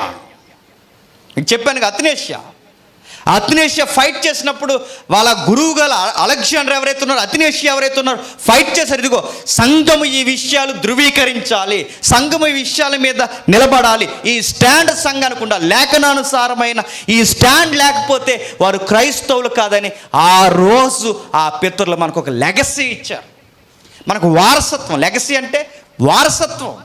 ఆ వారసత్వం పితరులు దాన్ని క్యారీ చేశారు. ఈరోజు వరకు పితరులు నమ్ముతున్నారు, పాటిస్తున్నారు. కానీ ఆ లెగసీ తెలియకుండా మధ్యలో వచ్చిన వాళ్ళం కనుక మనం ఏమంటున్నా చెప్పినా, మనం ఎగేసి పడిపోతున్నాం. మనం లెగసీ తెలియదుగా మనకి. మనం ఏమంటున్నా చెప్పినా, తండ్రి మాత్రమే కుమారుడు కాదు, కుమారుడు మాత్రమే పరిశుద్ధాత్ముడు కాదు అంటున్నాం. కానీ బైబిల్ చెప్తుంది తండ్రి కుమార పరిశుద్ధాత్మ ఏకనామం అందంతే. తండ్రి కుమార పరిశుద్ధాత్మని ఏకనామంలోనికి బాప్టిజం. ఆ మధ్య ఎవడో తెగ ఊగేసేవాడు, వీళ్ళ పేర్లు ఎత్తుందండి. నేను సాధారణంగా ఎందుకు చెప్పినా, వీళ్ళ పేర్లు ఎత్తిన లైన్లు ఇచ్చేవాడు నాకు ఇష్టం ఉండదు. ఆ మధ్యకాలంలో వీడు ప్రత్యేకంగా వీడు ఖాళీగా ఉన్నాడు, వీడికి సేవలేదు, వీడికి నా ఫోటో వేసి నా వీడియో పెట్టేసి యేసు నామంలో బాప్టిజం తీసుకోవాలా, తండ్రి నామంలో బాప్టిజం తీసుకోవాలా, తండ్రి అయిన దేవుని యొక్క ఆధ్వర్యంలో బాప్టిజం తీసుకోవాలా, జేమ్స్ గారు చెప్పాలి, జేమ్స్ గారు వాకింగ్ చెప్తున్నారు అన్నారు. వీడికి బాగా గోరోజున ఎక్కువైంది అనుకున్నాం. సురేష్ ఫోన్ చేశాడు, మరొక తమ్ముడితో ఫోన్, బ్రదరు వచ్చేవారు మా కెమెరా ముందు నిలబడి మాట్లాడేసుకుందాం, ఎవరు బాప్టిజం ఇస్తారంటే ఖాళీ లేదన్నయ్య గారు అన్నాడు. రెండు బ్రదర్ మాట్లాడదామంటే మా ఇంట్లో బాగాలేదని, ఈ రోజుకి బాగాలేదు వాళ్ళ ఇంట్లో సంవత్సరం నుంచి. రారా బాబు అంటే రారు. నేను చెప్తున్నాను, కామెంట్లు పెట్టడం, ముఖాలు చూపించకుండా మాట్లాడడం, నేను మళ్ళీ చెప్తున్నాను, అది యథార్థత అనిపించుకోదు, క్రైస్తవ లక్షణం కాదు. నీకు డిఫెండ్ చేయాలనుకుంటే రా, వెల్కమ్ చెప్తున్నాం, రా, ఇక్కడ నిలబడు, ఇంకో టేబుల్ వేస్తాం, నువ్వు అక్కడుండి మాట్లాడు, నీకో మైక్ ఇస్తారు, నాకో మైక్ ఇస్తారు, రెఫరెన్స్ టు రెఫరెన్స్. వారి కో ఈక్వలా లేకపోతే first grade, second grade, third grade అనేది వీళ్ళ గ్రేడ్స్ ఉన్నవా చూద్దాం. లేఖనాల వెలుగులో ఒకరినొకరిని సరి చేసుకుందాం. అది చెప్పలేనప్పుడు చాలామంది సబ్జెక్ట్ మాట్లాడకండి ఏమంటారంటే వాళ్ళు వ్యక్తిగతమైన విమర్శలు చేస్తుంటారు. వ్యక్తిగతమైన విమర్శలు ఎప్పుడు చేస్తాం చెప్పండి? సబ్జెక్ట్ లేనప్పుడు చేస్తాం. ఇప్పుడు ఒకరిని మనం కొట్టలేకపోయామనుకోండి, ఒకరిని ఓడించేంత బలం మనకు లేదనుకోండి, వాడి దగ్గర అంత బలం లేదని నన్ను గుర్తండి చెప్పినా, ఆడు మన దగ్గర వాక్కన్న పక్కెళ్ళి ఆడు అలాగంట, ఈడు ఇలాగంట, అలాగని చెప్తుంటే ఆడికి బలం లేక కొట్టలేక మన ఎదురుగా కొట్టలేకంటే కొట్టేమని కదా వచ్చి ఆడు కొడితే నేనేం చూస్తూ ఊరుకోలేండి.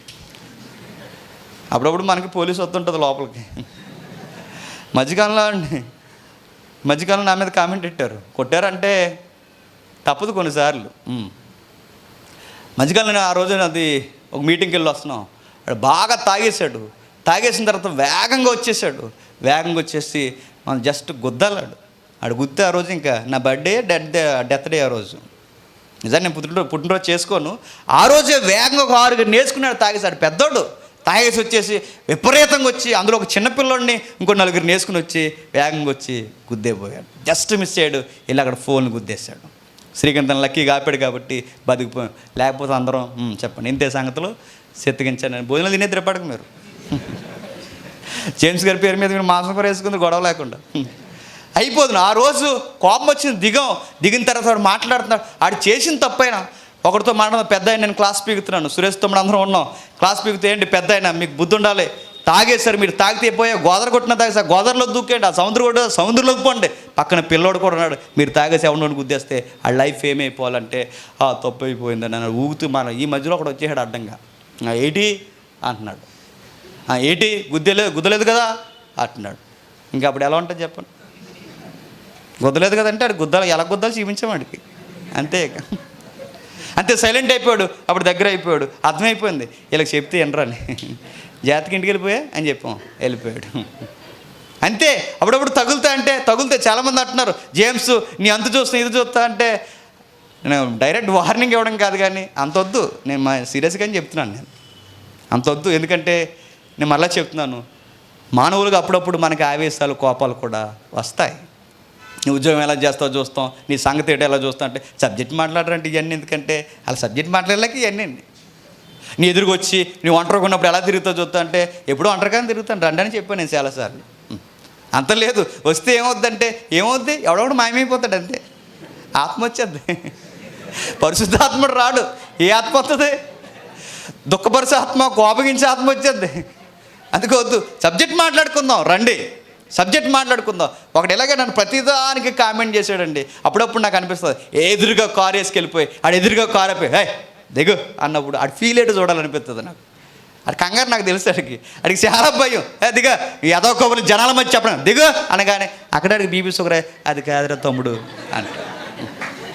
అంటే అది మన వే కాదు, అది మన క్రిస్టియన్ వే కాదు. మన వే ఏంటంటే సబ్జెక్ట్.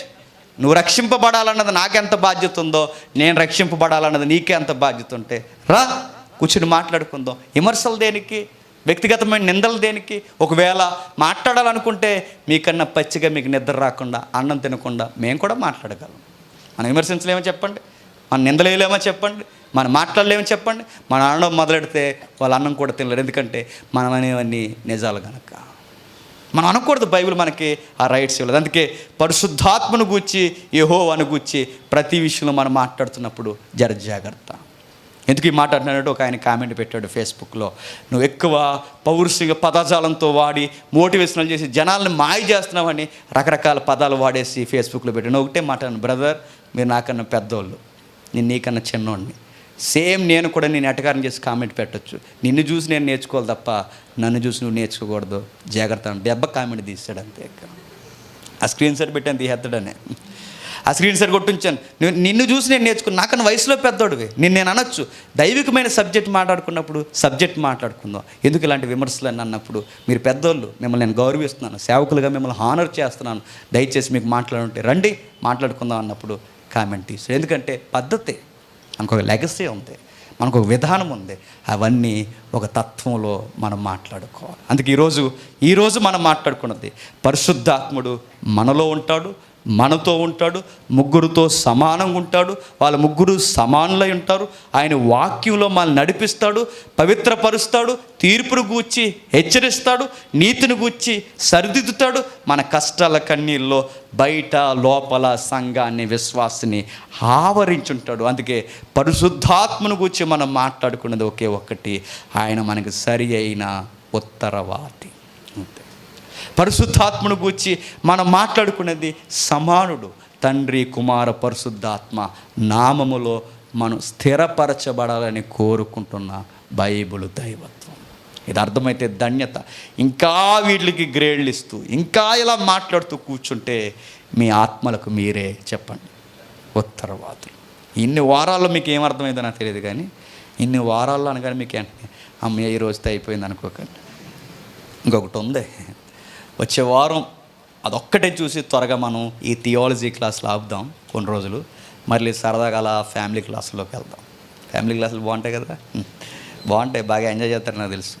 ఆ తర్వాత మరలా ఫ్యామిలీ క్లాసులకి యంగ్స్టర్స్ ఇవన్నీ మనం మాట్లాడుకుని మరలా ఒక ముఖ్యమైన డాక్టర్ని మనం మాట్లాడుకుందాం.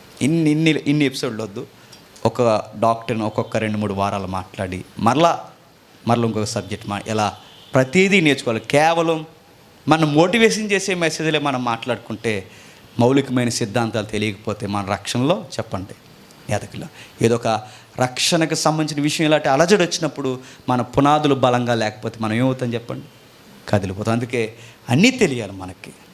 ఫ్యామిలీస్ ఎలా ఉండాలో తెలియాలి, ఫ్యామిలీలో ఫైనాన్షియల్ మ్యాటర్స్ విషయంలో ఎలా డీల్ చేయాలో కూడా బైబిల్ చెప్తుంది, అవి తెలియాలి. యంగ్స్టర్స్ ఎలా ఉండాలో తెలియాలి, భార్య ఎలా ఉండాలో తెలియాలి, భర్త ఎలా ఉండాలో తెలియాలి, వీళ్ళ మధ్య ఇది ఏదైతే బాండింగ్ నడుస్తుందో అవి ఎలా ఉండాలి, ఇవన్నీ తెలియాలి. అందులో సంఘం తెలియాలి, సంఘ క్రమం తెలియాలి, పెద్దరికం తెలియాలి, టీచింగ్ తెలియాలి, సౌండ్ టీచింగ్ తెలియాలి, ఒకటేంటి ఎన్నో తెలియాలి. ఇవన్నీ తెలిసినప్పుడే మెల్లమెల్లగా మనం ఏమవుతాం చెప్పండి, ఎదుగుతాం. క్రమానుగతంగా మనం కూడా చెప్పండి ఎదుగుతాం. అప్పుడు దేవుడు మనల్ని సంపూర్ణ జ్ఞానంలో స్థిరపరచును గాక. ఆమేన్. ఈరోజు త్వరగా అయిపోయింది అనుకోకండి, ఈరోజు నాకు నైట్ డ్యూటీ ఉంది, అందుకే ఈరోజు బతికిపోయారు. ప్రార్థన చేసుకుందాం. ప్రేమగల తండ్రి, కృపగల దేవ, విలువైన ఘనమైన మాటలు తండ్రి మాతో మాట్లాడారు తండ్రి. అందరికీ సంగతులు అర్థమయ్యో నాకు తెలియదు కానీ తండ్రి, కొన్ని వారాలుగా తండ్రి బైబిల్లో బయలుపరచబడిన తండ్రి మీ తత్వాన్ని గూర్చి తండ్రి పుంఖాలుగా ఎన్నో విషయాలు రాయించారు. 1600 సంవత్సరాల కాల వ్యవధిలో సుమారు 40 వ్యక్తులను తండ్రి ఆయా కాలాలలో ప్రేరేపించి మాతో ధారాళముగా మీరు మాట్లాడారు. విలువైన ఘనమైన సంగతులు మాకు అందించారు తండ్రి. ఎందరో జీర్ణించుకున్నారో ఎందరో అర్థం చేసుకున్నారో నాకు తెలియదు తండ్రి. వాక్యం మాట్లాడలేక తండ్రి వాక్యాన్ని అర్థం చేసుకోలేక తండ్రి అహానికి పెద్ద స్థానం ఇస్తూ తండ్రి వాక్యాన్ని తృణీకరించడమే కాదు, మమ్మల్ని కూడా హేళన చేసి మా మీద నిందలేసి తండ్రి మమ్మల్ని ఏడిపించడానికి, మమ్మల్ని ఇబ్బంది పెట్టడానికి ఎన్నో ప్రయత్నాలు చేస్తున్నా అవన్నీ మాకు పెద్ద విషయం కాదు. కానీ తండ్రి వాక్యం అర్థం అవ్వాలి తండ్రి, మౌలికమైన ఈ సిద్ధాంతం అర్థం అవ్వాలి. అది అర్థం చేసుకుని జీవించిన వారు తండ్రి ధన్య జీవులు తండ్రి. ముగ్గురు సమానులు, ముగ్గురు ఒక్కటే ఉన్నారు, ముగ్గురు మా కొరకు తండ్రి, మా కొరకు చేసిన రక్షణ ప్రణాళిక కొరకు నలిగిపోయారన్నది వాస్తవం తండ్రి. ఆలోచనలోను, ప్రణాళికలోను, వ్యక్తిగతంగా, శారీరకంగాను తండ్రి ఏ విధముగా రక్షణ కార్యము జరిగిందో మా బైబిల్ మేము ధ్యానిస్తున్నప్పుడు తండ్రి మాకు అర్థమవుతుంది. ఇంత మమ్మల్ని ప్రేమించి ఇన్ని లోతైన సంగతులు మాకు వినిపించినందుకు స్తుతులు స్తోత్రములు తండ్రి. నేను తిరిగిపోవచ్చుండగా రాత్రి వేళ మా విధి నిర్వాహంలో మాతో తోడుండండి. ఎటువంటి ఆటంకం లేకుండా తండ్రి మమ్మును మా అధికారులను కాపాడండి తండ్రి.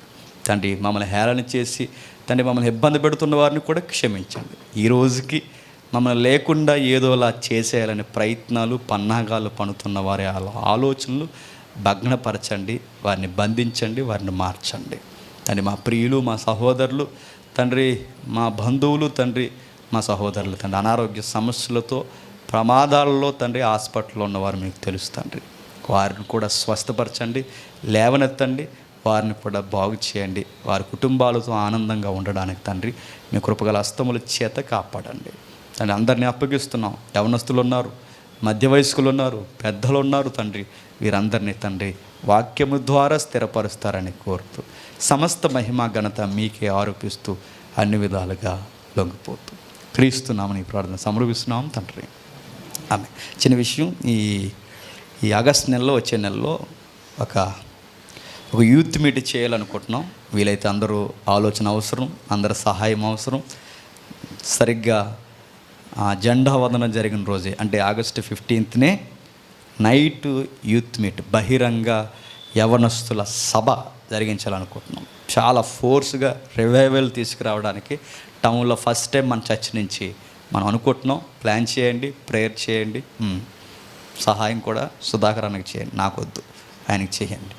మనం వీలైతే ఆ సభలో బహిరంగంగా పాల్గొనే ప్రయత్నం చేద్దాం. పగలంతా మీకు ఎవరైనా వైజాగ్లో ఎవరైనా ఫ్రెండ్స్ ఉంటే, మీకు స్టడీలో ఎవరికైనా కమ్యూనికేషన్ ఉంటే వాళ్ళకు కూడా చెప్పండి. వైజాగ్లో ఆ రోజు ఉదయం నుంచి సాయంత్రం 3:30 వరకు యూత్ మీట్ ఉంది. అక్కడ ఎవరితో అయినా మాట్లాడితే చెప్పండి, ఈ నెలలోనే అక్కడ పగలక్కడ అయిపోయిన సాయంత్రం మనకి ఇక్కడ జరగాలని అనుకుంటున్నాం. ప్రార్థనలో పెట్టండి. ఓకే, సెలవు.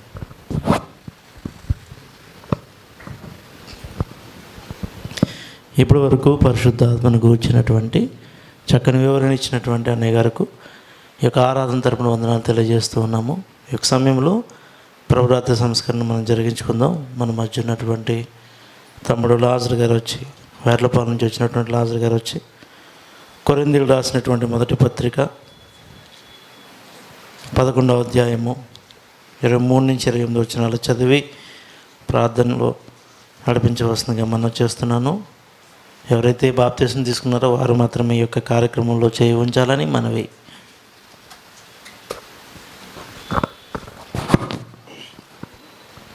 అందరికీ వందనాలండి. వాక్యపాఠం చేసుకుందాం. ప్రవర్త కార్యక్రమం. అపోస్తలుడైన పౌలు గారు కొరింథీయులకు రాసిన మొదటి పత్రిక 11వ అధ్యాయం 23వ వచనం నుండి ఇలా రాయబడింది: నేను మీకు అప్పగించిన దానిని ప్రభు వలన పొందితిని. ప్రభు అయిన యేసు తన అప్పగింపబడిన రాత్రి ఒక రొట్టెను ఎత్తుకుని కృతజ్ఞతాస్తుతులు చెల్లించి దాన్ని విరిచి, ఇది మీ కొరకైన నా శరీరము, నన్ను జ్ఞాపకం చేసుకుంటకే దీన్ని చేయడం చెప్పాను.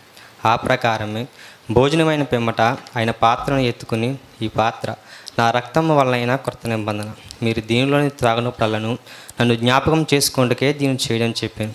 మీరు ఈ రొట్టెని తిని ఈ పాత్రలను త్రాగునప్పుడల్లను ప్రభు వచ్చే వరకు ఆయన మరణమును ప్రచురించుదురు. కాబట్టి ఎవడు అయోగ్యంగా ప్రభు యొక్క రొట్టెని తిననో లేక ఆయన పాత్రలను త్రాగునో వాడు ప్రభు యొక్క శరీరంను గూర్చి రక్తంను గూర్చి అపరాధ